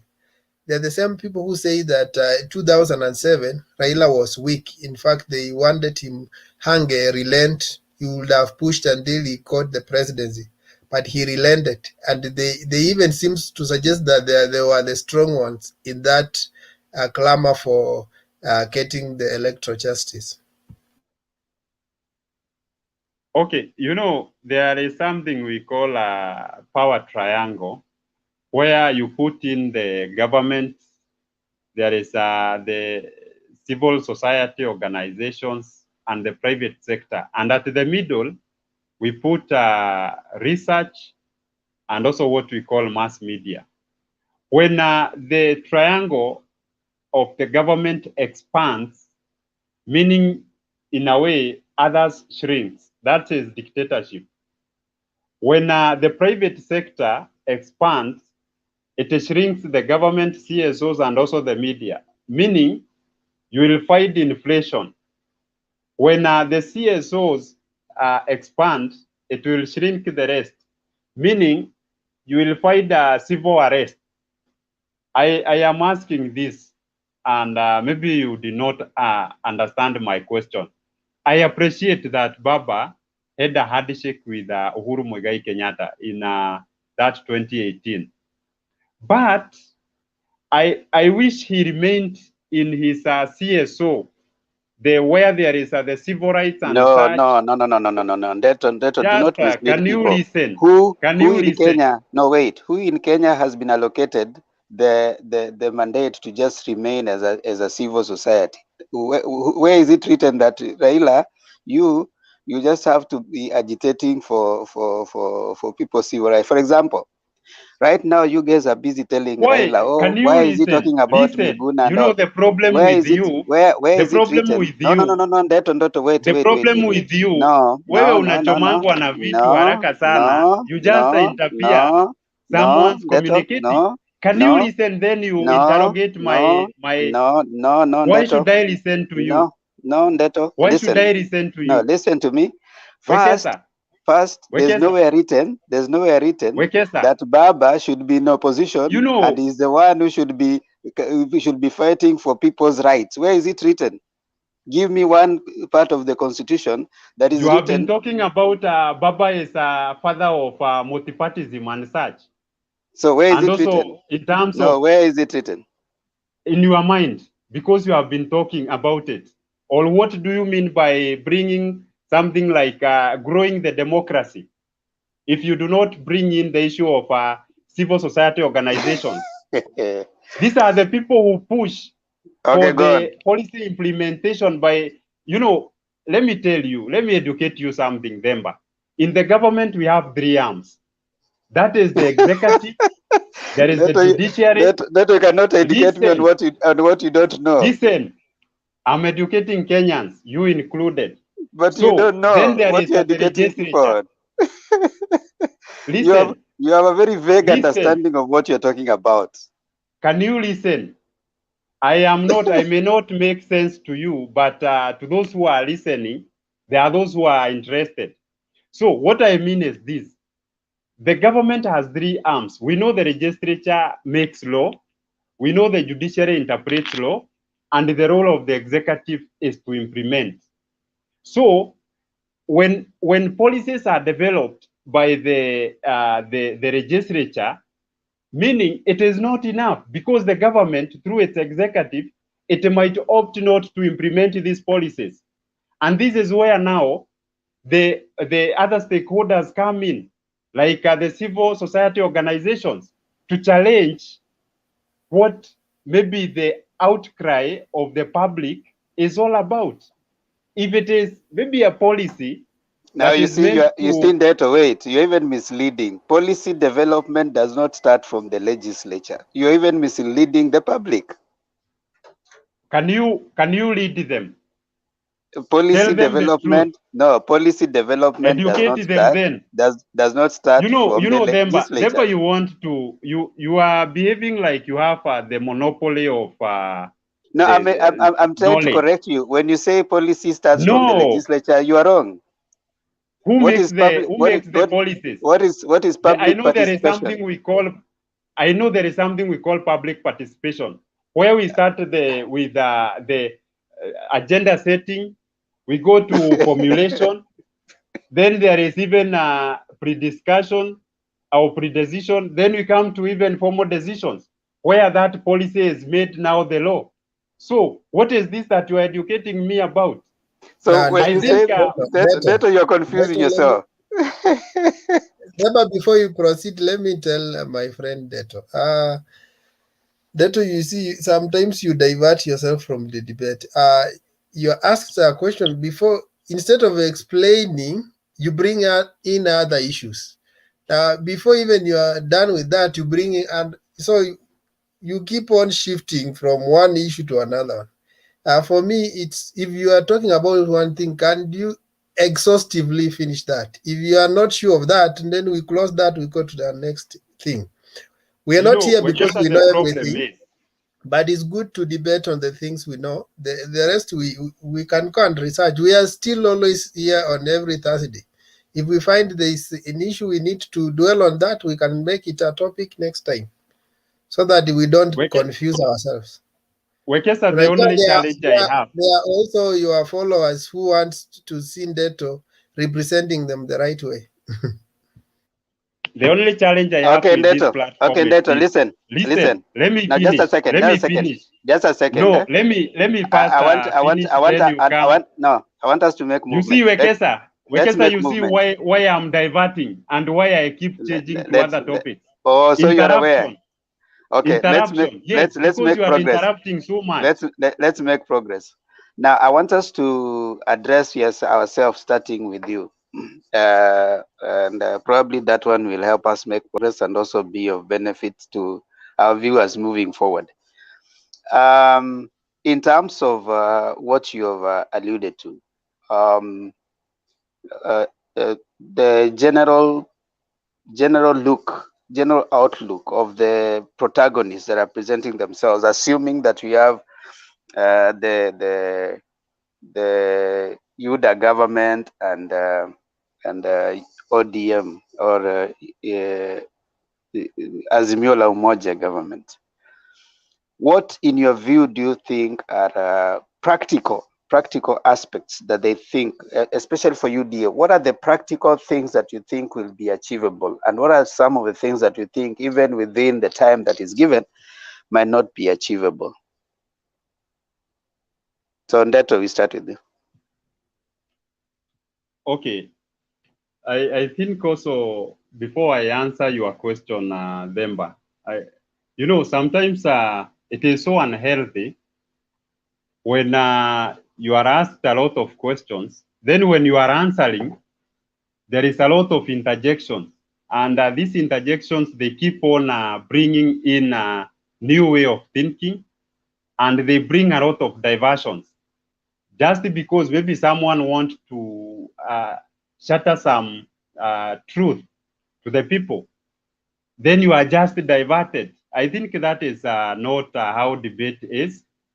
I have done debating for quite a long time, and if I do not give you your time, yet you exhaust your point, then you give me my time, I think it becomes so unhealthy.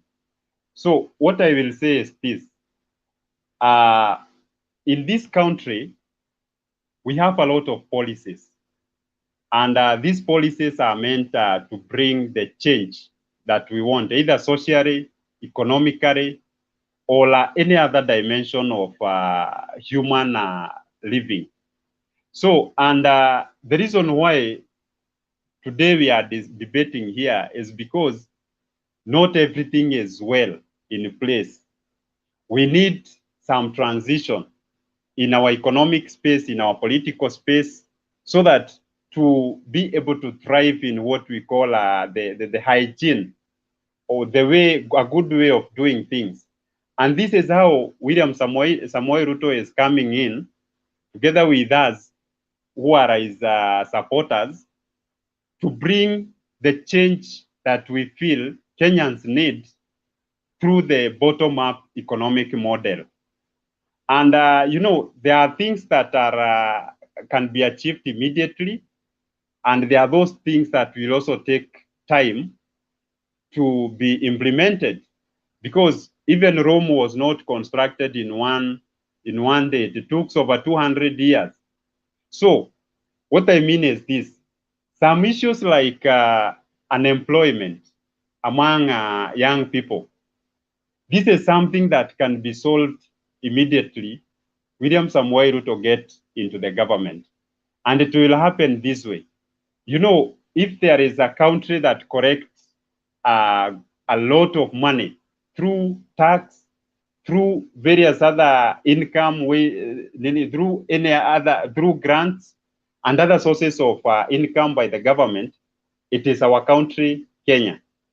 And all this money, in a way, the way the budget is drafted, some amount like 15%, at least 15% goes back to the county to help these youth groups, women groups, issues to do with the healthy sector, or the devolved sectors. And there are things we call, there are institutions we call microfinances, like circles and cooperatives, which are highly supported by the county governments. As well, in the very same county, we have various ministries, like the Ministry of Gender and Youth. So this is where we find things like Wezo Fund and such. So what I mean is this: if our youth are empowered through technology, through technical and vocational institutions, how to impart these young people with informal skills so that they can be able to find a source of income. That way, I believe we are reducing the burden of unemployment in Kenya. For technology, there are those graduates who would be oriented. Like I've seen programs like Ajira in the government. They are training graduate and other youth. I want to cut you short. Today, we were not discussing economic models. We were just mentioning them. Today, it was more of politics, propaganda, and what? Yeah, but you are dwelling so much on your The question Demba has asked, I think, is the one that is directing me. Yeah, that one you just mentioned in passing. You can't take it like a whole detail. Like that is what you are supposed to share. Ekesa, then I wonder how I should think about that, because that's how I understand it. And that's what I'm expounding on. Because you see, when you are going deep, we will ask you so many questions when you talk about its angered in devolution. We ask you, and then how comes you oppose the same devolution in 2010? So why are you coming with economic models to angle something you don't believe in? So would you be courteous enough? Would you be courteous enough to allow me finish? Then you come in if you have any question, Wekesa. Okay. My observation is this: that what is happening. It was an agenda of Jubilee government, and this Jubilee government was made from various brainstorming and from various ways of diverse thinking. Among the leaders were Uhuru Muigai Kenyatta. There were also deputy president and other members. So the very same, most of the modalities that are happening in this government, when William Samoei Ruto will become the president of this nation, we expect him to borrow a lot.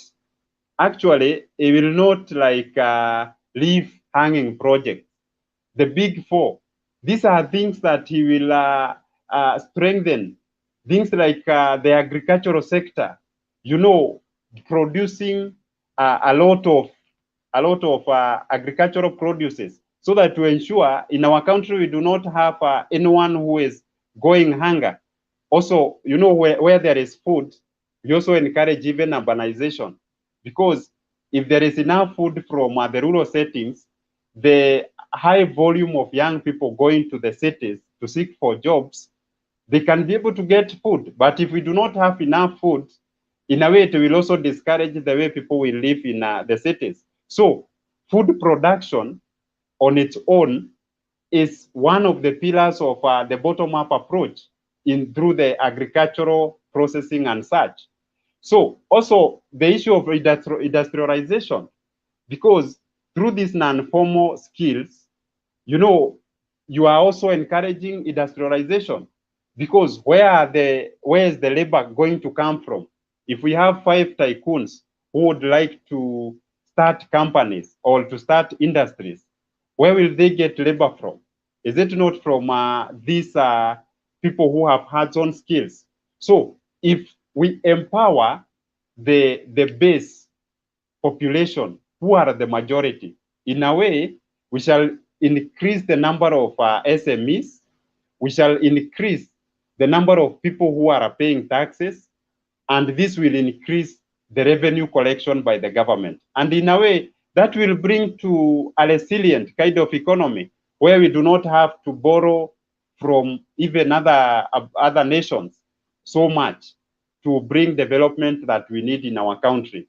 So that's a small part about maybe the economic model of the proposed by the UDA. Yeah, but I think that was, for me, that's not my focus, because and I want even today to challenge you. So when you are talking about the tycoons, you are the same people cascading the tycoons in rallies, and you think because you have to lift the mamambokas, you have to have a problem with the investors and those who have big businesses. Like you work in a displacement matrix. You know, a displacement matrix is like, for you to succeed, for one person to climb, another one must come down. For one person to succeed, another one has to fail. It's a win-lose. For mamambogas to excel, the rich people must suffer. I don't understand where you get this mantra, because of late you guys have had a problem with successful people like Mount Kenya Foundation. Now, today I was listening to Kraitu Murungi, and was responding and saying that it's good to have ambitions to help the poor. But come to think of it, if IBC said that election campaign costs 4 billion for a presidential candidate, so in a nutshell, where do you get 4 billion from a poor person? So that means if you are a poor person and you are running for presidency, then you need to ride on the shoulders of those people who have. And that's why it's good. It's naturally that that cap naturally makes a presidential candidate to converse through different people and demographic of the society, such that they need to bring them on board for them to succeed, not only in campaign, but in running a country. Let me ask you, let me also explain this using the Pareto principle. They normally say that 20% of the population controls 80% of the resources. And then the reverse is true. 80% of the resources of the people only have the 20% of the resources. So assuming we neglect the 20% rich people, and we say because they don't have the numbers, so we call for the 80% mass who have the numbers and they vote in, yes, with the excitement that they can control the vote. And then when the 80% reach on power, they realize they only have 20% of the resources to run the country. So they have again to fall back and ask the 80% resources that is among the 20% rich. So in a nutshell, you cannot run a country with that philosophy of, oh, it's time for the poor. You need all people. They say that Jesus, when he was on earth, he was preaching the gospel to the poor. But when he died, he was buried by a rich person called Simon of Arimathea.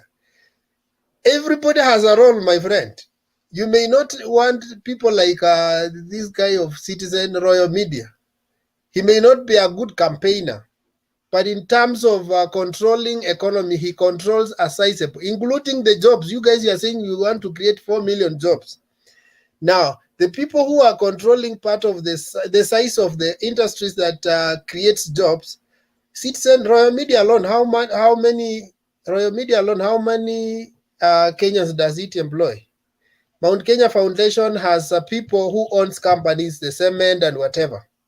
how many people do they employ?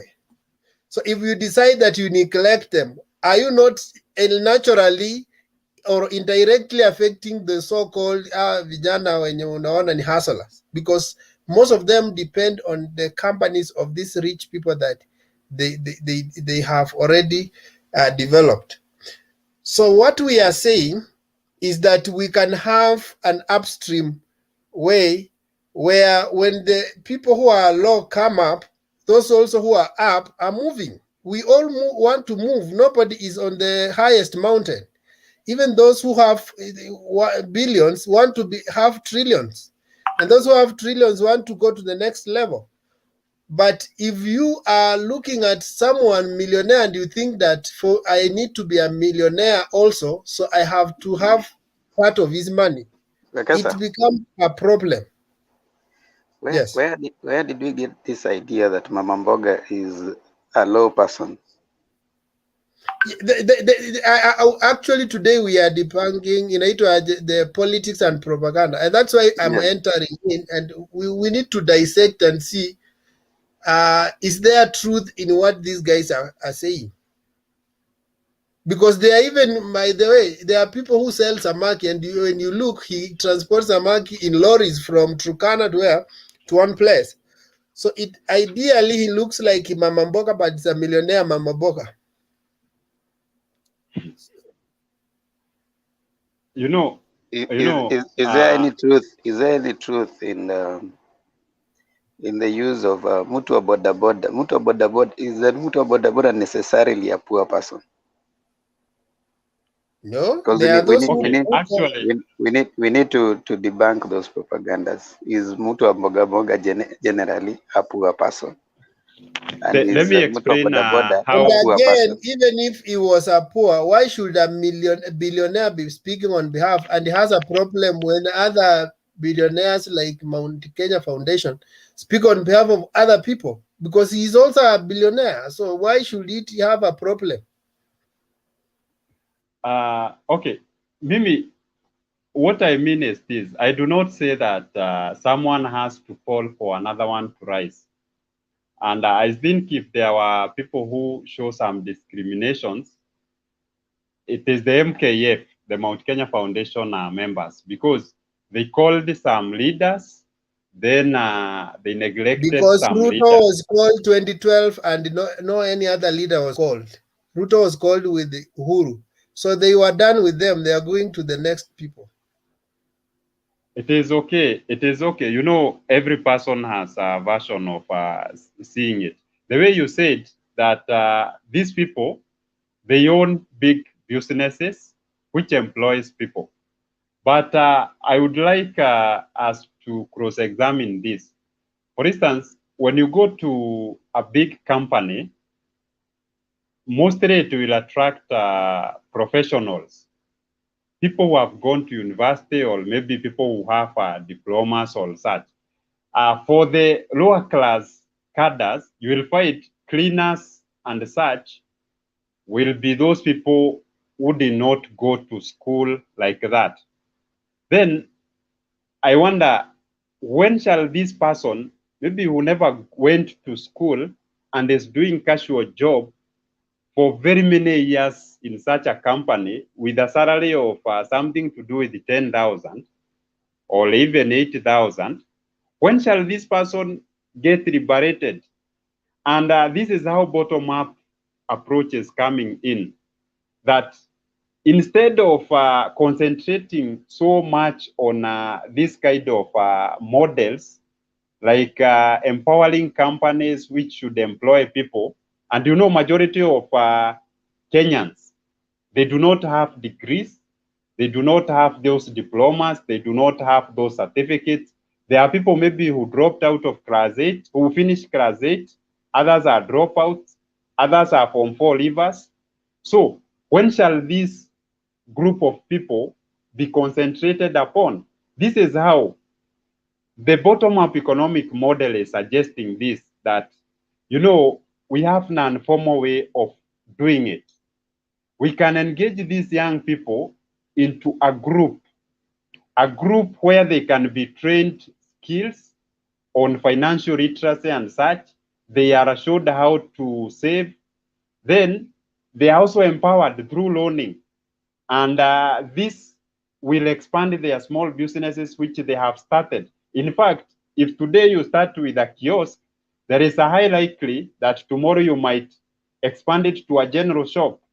The other day, basing on your hard working and also availability of these resources like loans, you may expand it even to a supermarket, as opposed to that casual worker who usually does cleaning at in a company, who will live for his life with a salary of 80,000. You cannot compare that person with the one who will start with a kiosk to a supermarket and even to go to purchase lorries and search for distribution, employing a lot of people with or without education. That is what bottom-up economic model is coming to bring. It is not disadvantaging a certain group of people. It is its major ambition or its major goal is to empower those who are neglected in the society.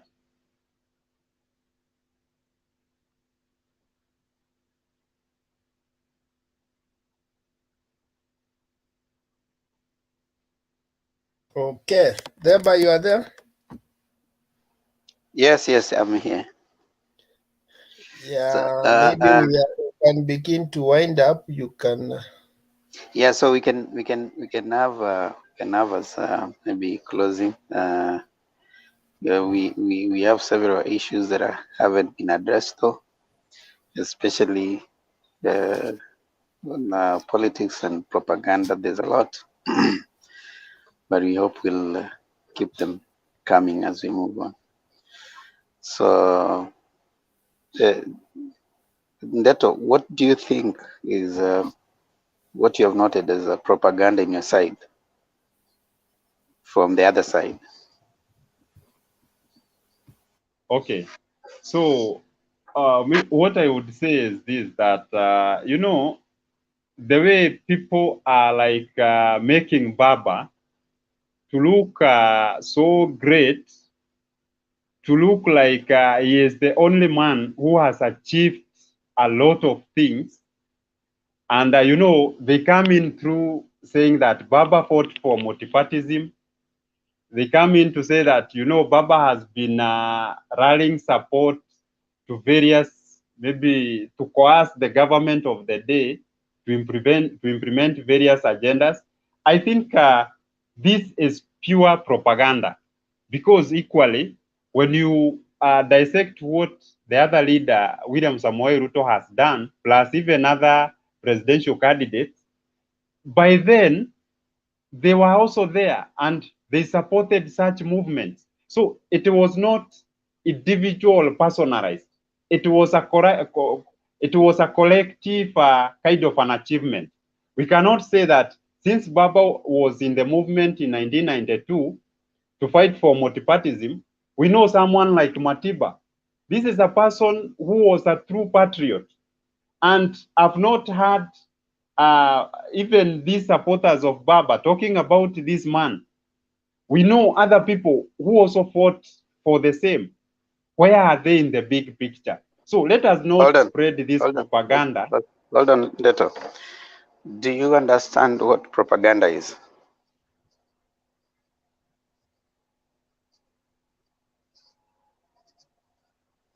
You know, Demba, it is something that is not true. Something that is just meant for political advantage. And, you know, when you hear someone saying, you know, the reason why we should vote for Baba, it is because he have achieved 1, 2, 3, 1, 2, 3. Then when this Baba is poked, his followers, his followers are insulting all over in the media. I think you should also question your way also for understanding things or observing things. Because if everything around Baba is right, then I think in Kenya we do not need to vote for God. Because God has in his... Wait, Neto. You've, going by your definition that propaganda is something that is not true, right? So, did Baba fight for multi-party democracy? Yes or no? He was part of those who fought. No, did he fight for it? I'm saying he was among the members of that Good. movement. Good, he did. Yes. Okay, did he fight for the 2010 constitution? He was also part of people who fought for it. Okay, so where is the propaganda? The propaganda is, unajua, this issue of making Baba a demigod, like he is everything. You do not see the, like in 2010, for instance, you see someone like Baba, he was in support, he was, let's say he was going against Ruto and Uhuru, because these were people who are against the transition of the constitution for their own good reasons. You know, you cannot say just because it was pushed and it was even implemented, you cannot say that it was Baba's own like effort for the same. There were people around him. But wait, Ndeto, is it true? No, wait, is it true that it was part of it? He can be part of it, and there are others also who are also vying. Do you want to tell me someone like? Let me ask you. Okay, someone let me give you another example. You in your class when you graduated, you were so many, okay? But now Ndeto is out talking, and he says he was a graduate of that class. Does it mean he's the only one who graduated? My point is, Themba, I do not refute that Baba was part of. But this issue of making him like he looks so enormous. It's like when we say that Ndeto, you are so many in your class, and Ndeto is coming out saying that I'm a graduate, I did this. So because Ndeto is talking, he should also talk about all the other classmates. But do we see that in Baba movement? Are you talking about all the other classmates? They should be included. They should be included. Ndeto, I think I don't know what you're struggling with. When all, and Ndeba has given you a very good example. When graduates go home, the audience that is there will be interested in that graduate whom they know. In fact, it's just like today, if you read an obituary, there are so many people who have died, but there's only one obituary that will move you, the person you know. In fact, you may think that that is the first time the obituary is written. Why? But every other time you have been even using those magazettes you tear. But the day you see somebody you know, it captures your attention. So what Demba is saying is, right now, it maybe among the many people who vote for liberation, there's only one guy who's going for presidential seat. So we discuss that person who's going because we need to attribute, okay, it is his CV we are looking at. Was he among the liberators? Yes. So should we be campaigning for all the liberators and they're not going for presidential seat? No. So we campaign for the one who is going for presidency. In fact, in America, when Obama won the seat, someone was captured on camera crying. And this was Jesse Jackson on the night Obama won. And he was asked, why were you crying? He was not crying because Obama has won the seat. He was crying because he remembered that some other Africans were killed when the African or Negroes were killed when they were trying to run for that seat. And he included himself in it, that when he was running for the seat, he was told that Jesse Jackson is good, but the only problem that he is black. So the whole history started unfolding. So when we talk about Baba, we are not just seeing Raila Odinga. Raila embodies the Kenyan dream, and when he talks about Kenyan dream. So he embodies all those people who fought for liberation of this country. So when we see Raila Odinga, in his own shadow, we see Matiba. In the shadow of Raila, we see these other Dedan Kimathi and whatever, those who fought, whether it's first or second liberation, but all people who struggled for liberation of this country. So we package him as a reformer and a defender of democracy. And behind him, there are so many people. I keep on using some maybe scripture or backup, maybe you can understand. There's a time when Jehoshaphat won the war, and Israelites asked, but is this why did this guy have to win the war like this? And God told them that they did not win the war because I love Jehoshaphat, but I was remembering my servant David. And he happens to come from that lineage. So what am I saying? We are remembering all freedom fighters when we speak, when we enthrone Raila. We are saying that the whole guys, the brigade who have been behind fighting freedom are the person carrying their vision, the person echoing their struggles, the person echoing their voices is one Raila Odinga. Okay, I think maybe the idea of propaganda is what we haven't probably heard of. Okay, so what do you think are propagandas from the other side? Yeah, I think for me, propaganda are these things that these guys came up. For example, when we began the story of BBI, these guys came up and said that the Ikitu, it was about their positions to give these the guys if they were interested. And when they were in Bomas, Uhuru had to clarify and said that when we began this BBI, I called my brother, and even I asked him to suggest, and he suggested some of the men that were sent out to do the take views from the ground. So he was part and parcel of the process, but somewhere he stepped out and started accusing the same process. So he asked, he said in public, and he said that if I'm lying, my brother, can you confirm, the deputy president? So these guys ran a propaganda against BBI that the agenda was to give Raila presidency. That was not the initial, the idea behind Uhuru bringing that thing. The second propaganda I've seen is anytime, and Uhuru's agenda has been to leave a united country because he has led a country that is divided, and he knows how division has affected his agenda, and economically, even our GDP has not grown so much. It has not even grown, watch and to me so much. And the challenge is when a nation is disunited and in its intention, we affect our own growth. So part of his legacy was to leave a united nation.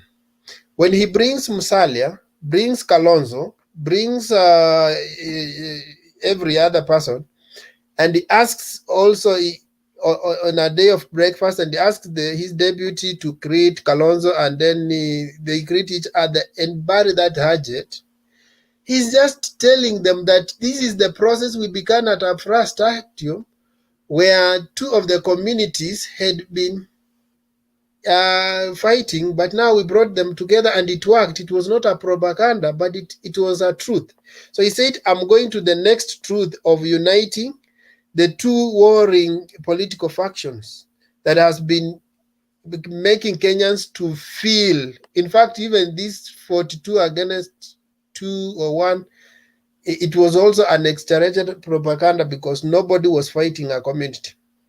It was an idea of everyone wants to be included, not that anyone wanted to exclude another one. So Azimio la Umoja, or this oneness, the handshake that Uhuru and Raila brought, was to unite the country. And I've been telling them forget the propaganda, even if Ruto was not running for presidency, if the two have decided to unite the country, they have decided. And that's why they have been making inroads, and they are going back to 1963. Ruto was not there. And they say that our problem began 1963. So if you say that the problem is Ruto, then was he there in 1963, or was there his father there? So that we say that it began with Ruto's father, and now they have carried it up to now. But the two guys are saying, we too, Mimi Raila Odinga, my father Oginga Odinga had a problem with Kenyatta, Jomo Kenyatta. So this problem has been carried over to generations. And we need to break this thing. So Uhuru's saying, before I leave presidency, can we break this thing so that me and Raila, we don't see each other as enemies? Now, the spin doctors come up with the propaganda. You see, they are ganging up to fight me. So, kujeni, choose your candidate, come and fight me. You see, now they're spinning the whole thing to look like the only reason why these guys meet on the same table and sit down is to defeat one William Ruto. It's a nice propaganda, yes, but it doesn't help this nation. So I may not say everything in the other side about propaganda, because almost everything is a propaganda. But I'm just giving examples to see that some of these things they say are never truth. When you talk about like the idea that made Raila a demon on Mount Kenya, when we talk about Raila Nimuganga, even the photo that they use a photo from Pwani, Kenya, and they say that is Enugu from Nigeria. That is a propaganda. When they say that Raila is violent and he sponsored violence in Kondele, and you use photos for somebody who did picketing at a funeral in 2019 and use them today, now that is propaganda.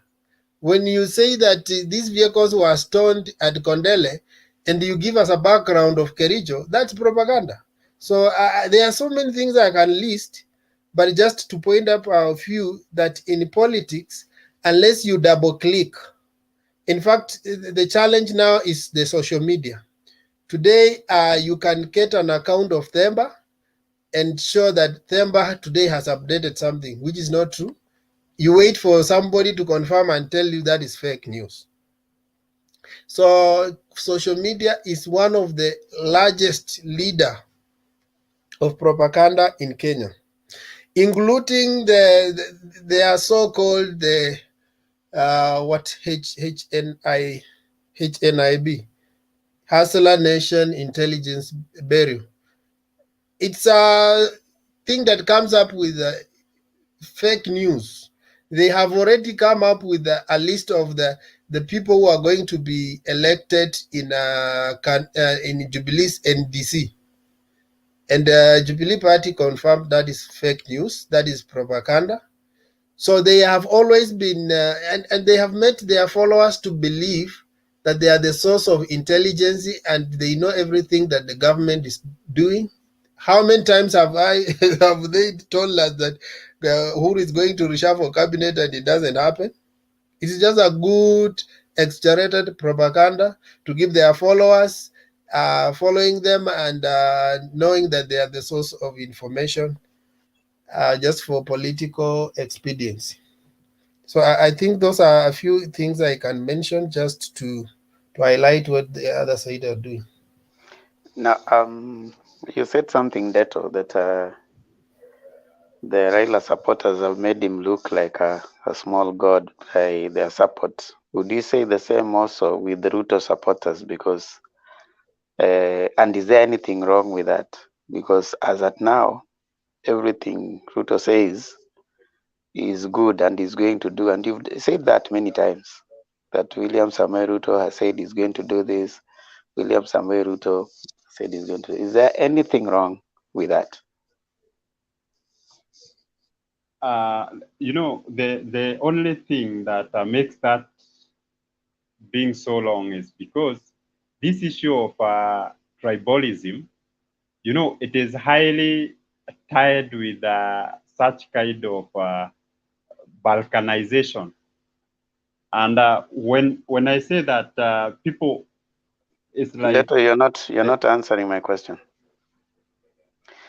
Is there anything wrong with people supporting a particular candidate? For example, is there anything wrong with you drumming up support for Ruto?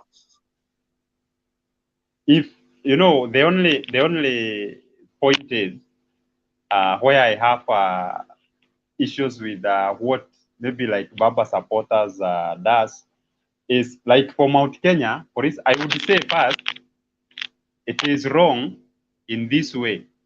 For Mount Kenya, at the moment we are not supporting a Kikuyu or a Meru or a Embu or even other communities which are there. Meaning we are supporting someone who is not from our tribe. This person has moved to Coast, he has moved to Western and Kodele, but you see some regions, they are still rigid. You speak for yourself. You're not speaking for the Mount Kenya people, all right? You're speaking for you as a supporter of UDA, all right? You know Don't speak, Demba. don't speak for Mount Kenya. Speak for Ndeto, okay? Say, as Ndeto, I support Ruto for these particular reasons, okay? You're not speaking for Mount Kenya because today Sabina Chege was at Azimio La Wamama at Catholic University and she comes from Central too, all right? And also several other people. So speak for yourself, and that way we will appreciate. Demba, there is something we call culture, leave alone tribalism and such. You know, every community has its own culture in their leadership systems, in the way they live, the way they consort, the way, you know, there are taboos, there are things they agree on, others disagree on. So when I talk as a person from Mount Kenya, we may have a lot of differences, but I know when it comes to some matters, we collaborate so well. So I cannot talk as Deto here, and yet I've been on the ground, and I can tell you what the people are talking about. You know, I've gathered a lot of information. So when you hear me using we, it is not by mistake. It's because I know what is happening on the ground. Deto, those are the propagandas that we don't want. And today we are talking about propaganda. Wekesa here has not talked for the Luya people. All right. It's because and the show is called not, the show is called In My Opinion. All right. So it is your opinion. So you're giving your opinion. All right. And it will be erroneous for you to come and suggest that all Mount Kenya people are. Just say, for me, this is the person I'm supporting, and these are the reasons. And in my view here, in my opinion, he has moved here and he has done this. In my opinion, not propaganda of all Mount Kenyans. And those are the things we talked about, propaganda. You came and there was a propaganda that all the Mount Kenya people are supporting one Dr. William Samoei Ruto, which is not true. And the same thing you're saying, that we should not balkanize the country into tribal conclaves, that people should be allowed to campaign and all the people are moving, you see? So you defeat your point when on one hand you say you don't want tribal balkanization, and on the other you're saying we the mountain.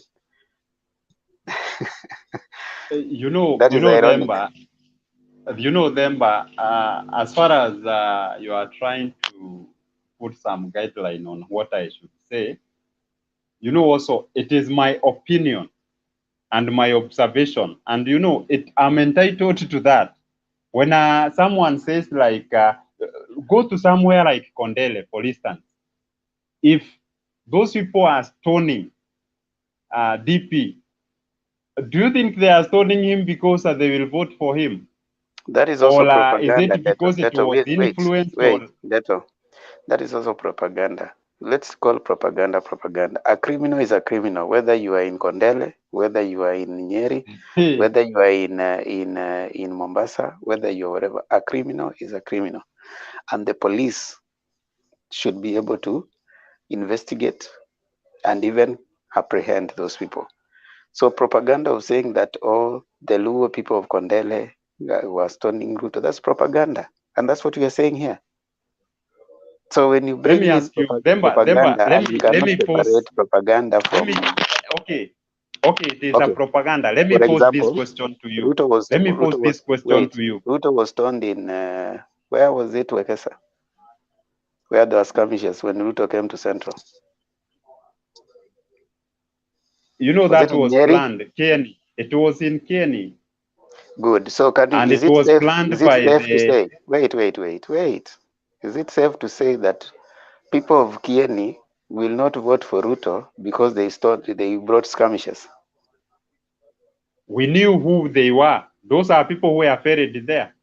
And after all, he went on with his normal business. I'm not supporting that. So people came from they were ferried from Kondele to come to Kieni to come and stone people. Probably, yes. So what I mean is this, Demba, don't Really? misunderstand. No, wait, Leto. Really? Don't misunderstand No, me. wait. Listen. Really? Wait. Yes. It's your assertion I know that you want to hear yes. People I could know have you been want to hear ferried yes. from Kondele to come and cause skirmishes in Kieni. Why should you keep interrupting? And you are asking question, you are answering yourself. When I say something, you want to listen to yourself as you talk. Why should you, when I say that the Mount Kenya region, majority of them will vote for Deputy President William Ruto, what takes you? Is it because you are a Baba supporter? That's why you cannot accept? Follow statistics. Go to the ground. Yourself, you have never even visited Mount Kenya yourself. You usually rely on mainstream media and social media. And you are so far even from this country. So why should you argue with a person who has always been on the ground? I wonder where you gather your logics from. You're now attacking me instead of responding to the point. That's what you have been doing to me. It's only that I'm courteous and polite. Ndio maana huwa sikuattack. But if you want us to go that way or that route, I also have my way of also showing you that the facts you are saying you have, it's also something you are relying from media. And media could be watered. It may not provide the right information. So when I tell you what is happening on the ground, you have to accept. You have expressed yourself. Now listen. My point is, express in your own opinion. And the propaganda of the mountain has been taken as a propaganda. So give your opinion. That's what you're trying to say. That is my opinion already. Nikikwambia ground, like in Mount Kenya and other regions, you will find them voting for Ruto. In 2017, the duo between, this is Uhuruto, they campaigned in Mount Kenya, they were voted for 98%. When I tell you, even if maybe these two gentlemen has disagreed, it could be a political strategy. It can be anything. And people like when Uhuru was in Musaria's mother's burial, you heard what he said, that he can also say this country also should not be led by two communities. If maybe Ruto keeps saying that BBI was meant to exploit Kenyans through provision of various positions among some people. So what I mean is this, people can also say, for sure, Ruto is encouraging. And since 1963, we have been having Kikuyu and Kalenjins. But by Uhuru saying that, in a way, he built the politics of Ruto. Because as he is opposing him, Ruto is also gathering a lot of sympathy votes. And this sympathy vote is what will make him also, to a great extent, the president we are denying. So you may think that by Uhuru opposing Ruto, he is deconstructing him. But in a way, he is giving him some political mileage. People will not now see the two communities. They will see a person who have been neglected, a person who was promised he will be given some support, and this president is now against. So they will vote not because he is the best candidate, but because they would like also even to punish some other people. They would also like to expose their feelings. Yes. That was also propaganda. You remember the backdrop in which Uhuru made that comment? It was during the time when there was a class or sense of society where there was hustler versus dynasties. And when Uhuru said that, after that, the issue of hustlers and dynasties ended. Actually, if you remember from that point, the issue of dynasties has never come up again. So it's important for us to give things a backdrop and a background. While it is good for you to progress the interest of your candidate, but also we need to isolate propaganda, fact from fiction.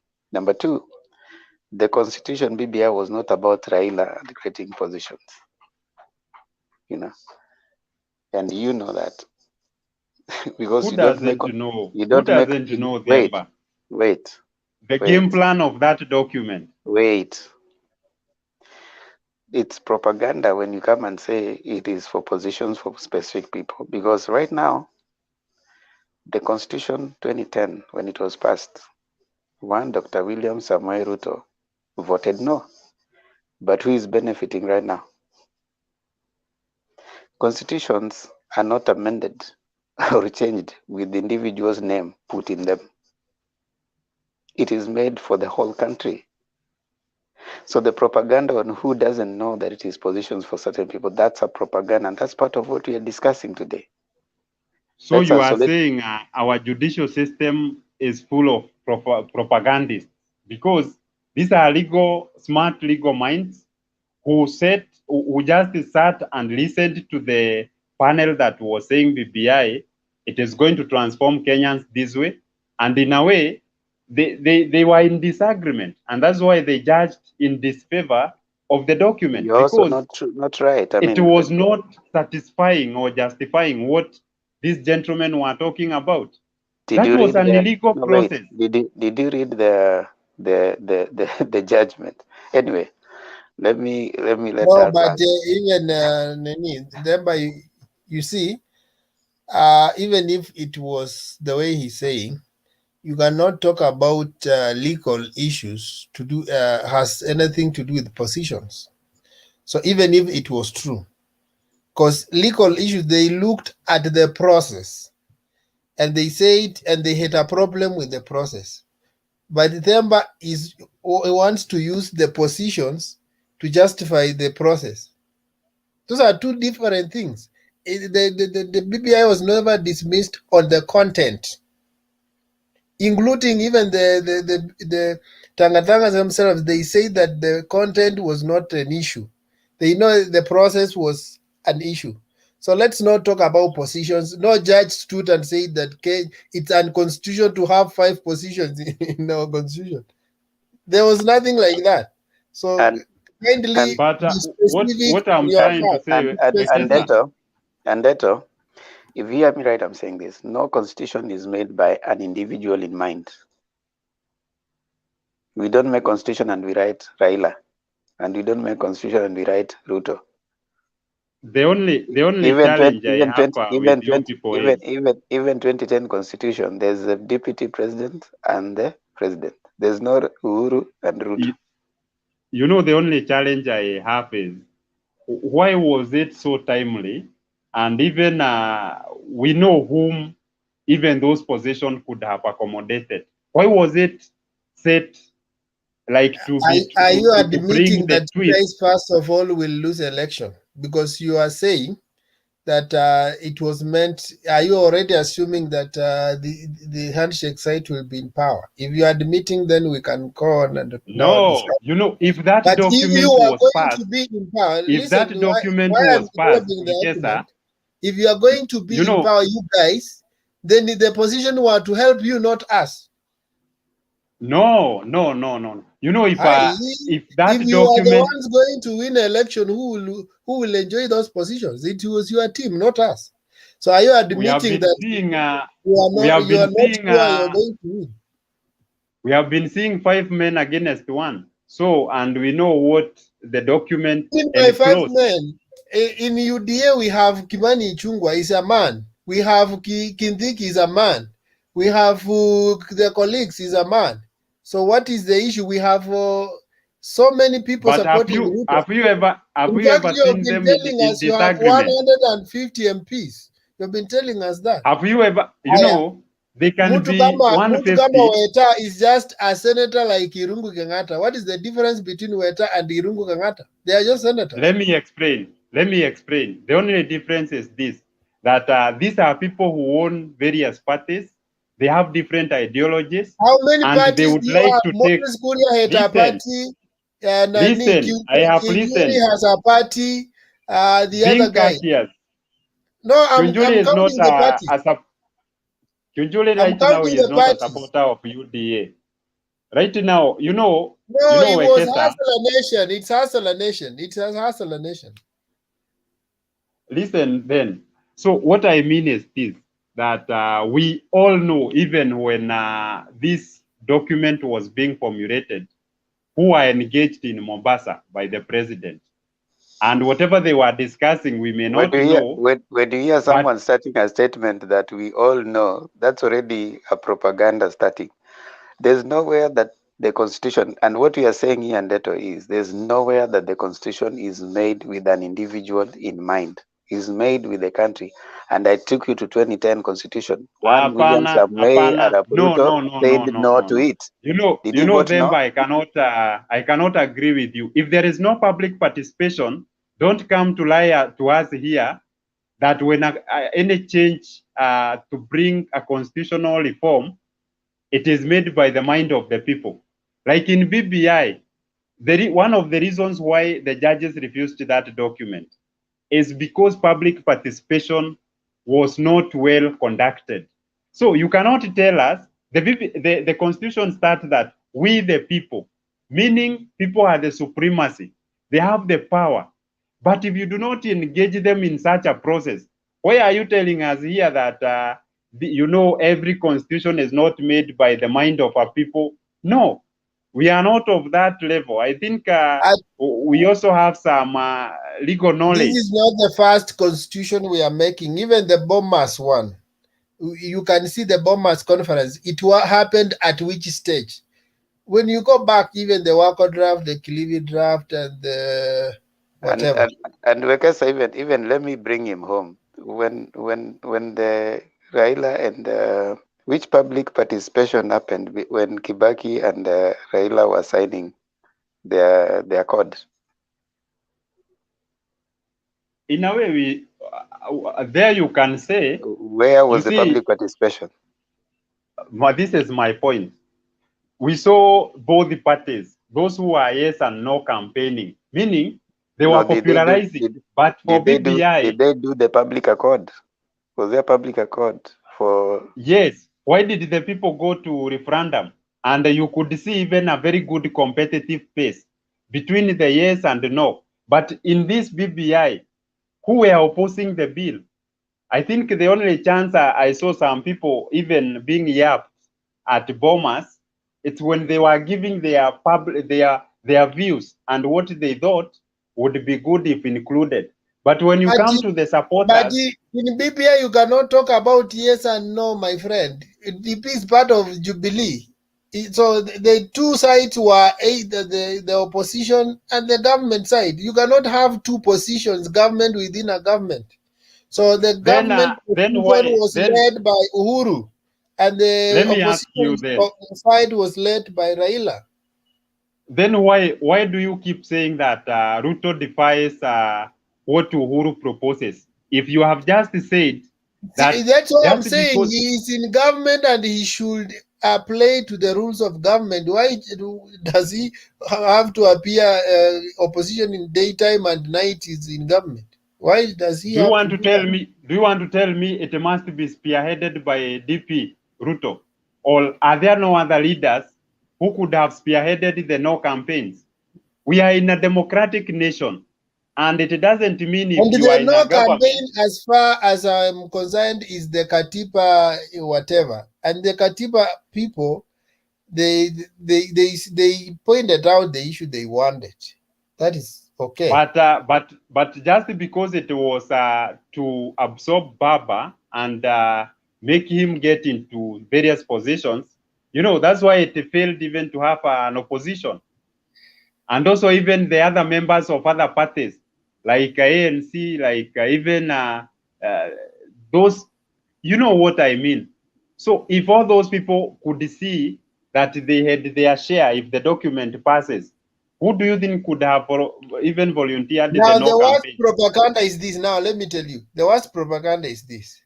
When you say that BBI was supposed to take Raila to power, and the come 22 Raila comes to power without PPI, that is the worst part of the story. Because you guys are saying without BBI, he cannot get anywhere. Right now, he's the same guy who is coming and terrorizing you, Mount Kenya and whatever. You are already worried, and there is no BBI. Who? So Who? that was a worst Have you seen propaganda. how? Have you seen how even people are not interested? People, he is coming in Mount Kenya. People are lifting Ruto slogans, and he is forced even to move away. So when you say that we feel terrorized, My I friend, think you are not if in Baba touch. had no issue, you cannot go to Mount Kenya and start abusing the leaders. You have already shown the signs of defeat. And all you are doing is just to try and whip up emotions of a few youths. But the truth is, you thought that without BBI, Raila cannot win presidency, but he has shown to you that that was not the agenda, and he will still win presidency and implement BBI even after he has won, to show you that it was not about 2022. He will still deal with the BBI agenda post-election. I am not here to say if Raila will win or not, but being in a democratic nation, I can tell you, the supporters of Raila Odinga in Central, if they are, they might the percentage might be negligible, because for me, I don't buy that that agenda, and also even in areas like. Even in Kajiado, even in areas like the northeastern where he has been going. Also in the coastal province, we have seen Ruto even getting there, winning a lot of support from people. In western, we have seen also a lot of massive support, and those are the areas we say they are Boaba's stronghold. So what I mean is Just this. check the clips, huh? Just check the clips 2013 and 2017. The supports that you are enjoying, yeah, they are not even more than the support Jubilee had. So don't tell us that it cost. Jubilee presence was in the cost. And I can tell you for free, Ruto will not inherit all the votes that Jubilee got. So according to, May you pardon that there statement at was the Jubilee. there was serious presence of Jubilee in cost. So you can go and check. When they were You are campaigning, lying. You are you see, lying. Don't I'm stop basing on misleading, campaign because Wekesa. on the reality, Sikia, I'm basing on campaign because you are being excited by crowds. Jubilee had serious crowds at the cost, but when it comes to voting, they didn't have that much, and Ruto is still enjoying the crowds at the rallies because we know what rallies, how rallies behave. I can also show you a clip of NASA at Bomet, where people were flocking that like Maji. But when it comes to Let me, voting, it's a different issue. So Wekesa, don't tell me about Wekesa, Ruto enjoying massive Wekesa, support in cost. just a flashback. You remember when Uhuru was telling Joho that yes, si bibi yake Ashide akimfuata. Even Joho was blocked to some extent from getting into a certain gathering that was led by Uhuru. Are you telling us that the leader of the coastal area, Joho, he was opposing Uhuru is because not they voted for him. Joho was from Mombasa. Kindly check. Even Lamu, you have your Is it not in the coastal? Is it not in the coastal region? Lamu, you have a governor. This is the other one. I'm saying, Kwale, you is have that a governor.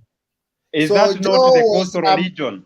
no. Joho was Mombasa, was controlling Mombasa. Kilifi was controlled by Amason Kingi. It is right now that Joho is trying to expand his tentacles beyond the county because his term is coming to an end. But at that time, his dominance was in the coast, and even the coast, you guys had a few votes. You are not zero, but I can tell you for free, you cannot inherit all the Jubilee votes. Some of them you have lost. So if there is a group that has lost, is UDA, not Baba. Now, Mount Kenya, you cannot inherit all the Jubilee votes. Go to Western, you cannot inherit all the Jubilee votes. Go to Kisii, you cannot inherit all the Jubilee votes.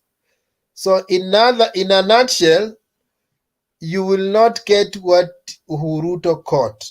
You can only get less.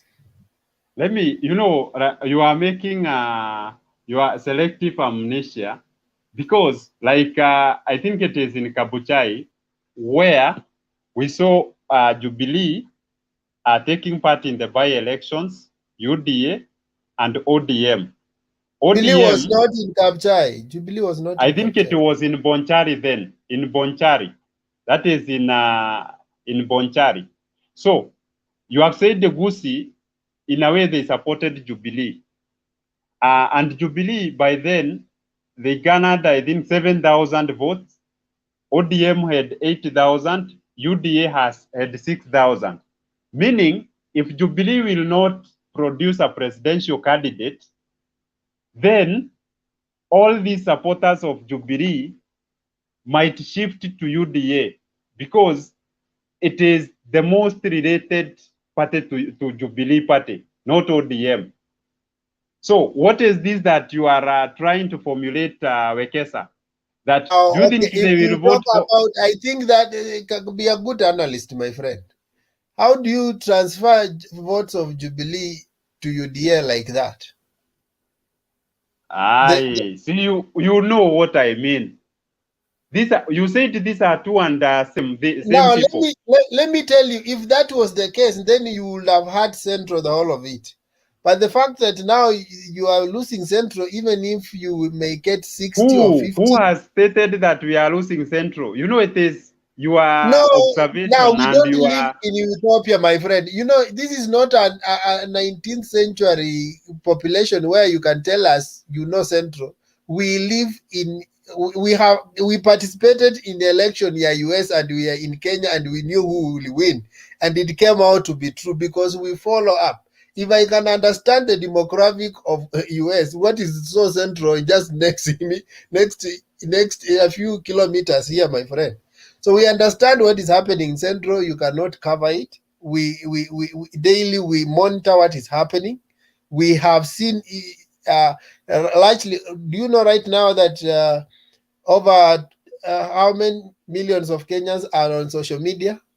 And all those guys we saw who are campaigning for Jubilee right now, in fact, they are more passionate for Baba than we, the supporters of Baba. And we ask ourselves, so what happened?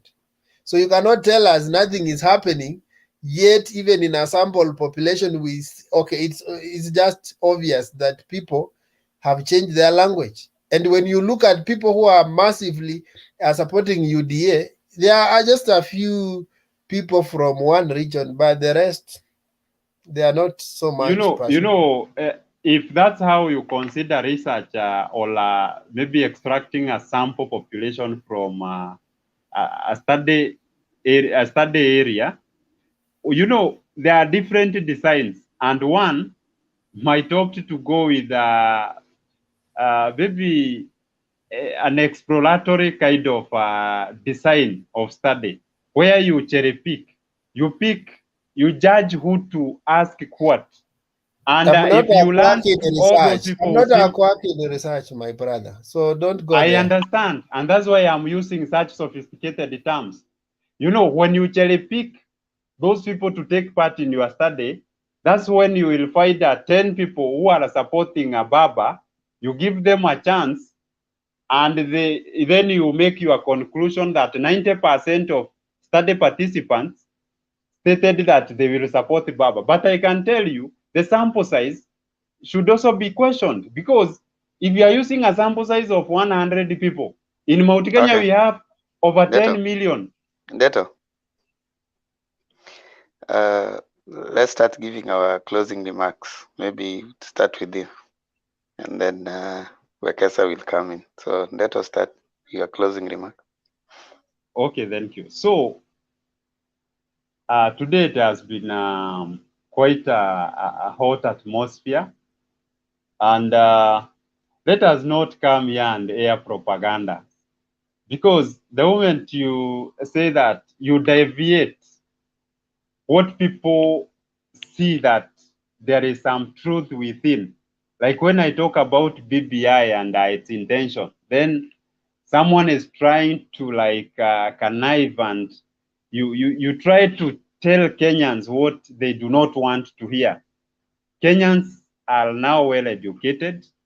Majority of Kenyans follow politics. We have radios all over, if not televisions. Every person is now like in media. Smartphones are all over. So let us not also like play things to demean others. So I am still the person, Honorable Isaac Mutua Ndeto, and I am going for Kinangop MP 2022. I am calling for support from various agents, those people whom we can come together, we discuss ideas, we even develop an implementation plan, and even show how we are going to implement various policies for the benefit of the people without discrimination. That is the reason I am interested in the political space. Also, I have to keep saying that, you know, when you want to invest in something, it is good to have a mentor. For me, I chose to support the ideologies of the deputy president because they are realistic, because this is a man who have been in the government, not 1, not 2, he has been in the Moi government, in Kibaki government, in Uhuru government. So if we talk about dictatorship, he knows what it is, and he knows the effects of dictatorship to a nation. If we talk about harmony, he knows what it is because he was in the Kibaki's government. If we talk about stewardship, he knows because he has been in the government of Uhuru Muigai Kenyatta. So this is a man who can submit himself. We have not seen him exchanging words with his boss. So he is a person who respects authorities, meaning if he also gets the same opportunity, he will also respect the views of the people. He will also be respected. So we need to support the bottom up, because I see a lot of opportunities among young people, among women, among all people, and that is the game changer of our economy. So let us not be brainwashed that, you know, this thing is not good because it has not worked in any other African countries. Kenya can be the first one to implement it, and we become a case study in Africa and also in other nations across the world. So those who have, I know there are those people who have not liked what I have presented. You know, that's why I am here. Not everyone should really like, comply with what I think. There are also those who have agreed with what I am dispensing. So that's why I am here, that every day I need to change one, not even two. Finally, there was this, he was an explorer and a missionary. They came in Africa. Then their aim was to evangelize and to spread Christianity. And this missionary said that when I went to Africa, Shortly before I escaped because of the SSFRI and such, I converted only one person, and that was a chief. Then through this chief, he also now used his own language to explain to people what these people are talking about. And out of that, today, when you look to Africa, Christianity is all over. I will not give percentage because I know we have our brothers and sisters from other religions. So what I mean is this: you don't have to subscribe with my thoughts, but with the time, what I am saying, it will convert to something else and you will come to see the reality. So thank you so much for the opportunity, and also for Mutembei. This is a good platform. We say thank you to you, and let's keep supporting one another. Thank you so much, Wekesa and Themba. Wekesa.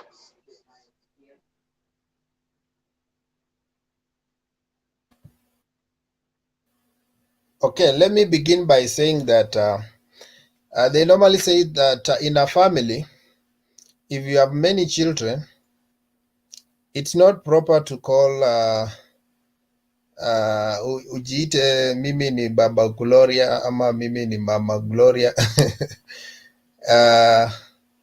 In a way, you are discriminating yourself against the rest of the children, kwa sababu wewe ni baba ya wote. Some will feel that it's that child that is more lovely. Okay, this is the point. There's this over-glorified thing, Mama Mboka and the Watu Wanduthi. Every Kenyan seated somewhere and waiting for a presidential candidate to give their manifesto, they always ask, even when Kenyans listen to the budget, they always ask, what is in it for me? But when you find even the semantics that are being used naturally cuts you out, then you feel that is not a government for me. So this government of Mama Mboka and Wasewanduthi, we don't need it. We need a government that addresses each and every person in the population, regardless of where you come from, your successes. We don't want a government that vilifies you just because you have made it in life. If you are an investor, we need a government that provides opportunity for you to thrive in your investment. If you are a farmer, we need a government that propels you to success. We don't need a government that reconfigures your thinking that as a farmer you need this and this. At some point they tell you that every farmer will have to be given tractors to till their land. They will no longer use djembes. And at some point they say that I think wheelbarrow is a tool. One question that Kraitu Murungi asked was, if we are giving out these people wheelbarrows, have you asked yourself what do they carry on those wheelbarrows? Assuming they are carrying blocks ya kujenga nyumba, have you ever not figured out that hiyo nyumba inajengwa sio ya mtu wa wheelbarrow ama Wanduthi? Majority of those people coming up with estates are these rich people you are blasting. So these people can still carry a wheelbarrow and find them in wanajenga nyumba huko Loresho, Runda, whatever. So that means everybody in the economic system is very important. And so don't lift a few people in a segment of the society and over-glorify them and make them that their issues are more urgent. Actually, everybody's case is urgent. When the economic of Kenya hurts, it hurts everybody. So if we are developing economic plans to help Kenya, we need to develop policies that cuts across. Now, coming to propaganda, we need to know that there are scripts that have been overplayed. Wanasemanga kwa Kiswahili uongo ikirudiwa rudiwa saa zingine inakaa kama ukweli. So there are scripts that have been overplayed over and over years, that Raila ni mganga, Raila hawezi achia wengine, as if kuna mtu ameachia mwingine kiti. In fact, the only person ninajua aliachia mwingine kiti is baba wa Raila aliachia baba wa Uhuru kiti, na nikajua Raila aliachia Kibaki kiti, akasema Raila Kibaki tosha. So mkisema Raila hawezi achia wengine, it's not issue of kuachia. The issue is the things you want to articulate. Are you finding these guys having merit? In fact, for the first time I had Baba confess that nilitaka kuachia Matiang'i, but Matiang'i mwenyewe akasema wewe clear the forest first. In other words, before even you leave that seat to someone, are you sure that someone can articulate those things? Or just because I supported you, you also need to support me? And that issue was cleared out. That's why we are saying it's propaganda. When Ruto supported Uhuru to become president, Uhuru naturally supported Ruto to become his deputy, and he maintained him for 2 terms. So Uhuru made Ruto president. If Ruto can claim that Uhuru made him president, if Ruto can claim that he made Uhuru president, then Uhuru also made Ruto deputy president, and he gave them the prime opportunity. In fact, it's a prime opportunity because a guy went to government, he was very thin in terms of the bank status. Now he has come out very fat. In 6, 7, 8 years, he has become a billionaire. He can dish money. If you go and check your records from 2013, there, check any rally, if Ruto issued any money to anybody, there's no. But right now he's dishing out millions because Uhuru gave him the perfect opportunity to make money, and he has made a lot of money. Now he can even sleep and just splash to anybody. So nobody owes anybody anything. Both got the chance to run the government. One focused on development, another one focused on enriching himself. Even if he retires right now, he has all the money to eat in several years to come. The final thing I want to talk about is the current politics that are going on. Nobody should lie you that Mount Kenya is zoned for someone. In fact, I keep saying here, and I will be vindicated just before February, while Ruto enjoys support from Mount Kenya, he has been there for 9 years, but he doesn't know Mount Kenya. The real Mount Kenya is coming out and is going to show him the middle finger. He has only himself to blame. Let him continue abusing its leaders, but at the right time he will know he made a mistake. Otherwise, it has been a good opportunity listening to each other. Let's meet next Thursday. Thank you so much, gentlemen. I think we'll meet again on Thursday for another, in my opinion, moment. Thank you so much, viewers, for joining us and also for commenting.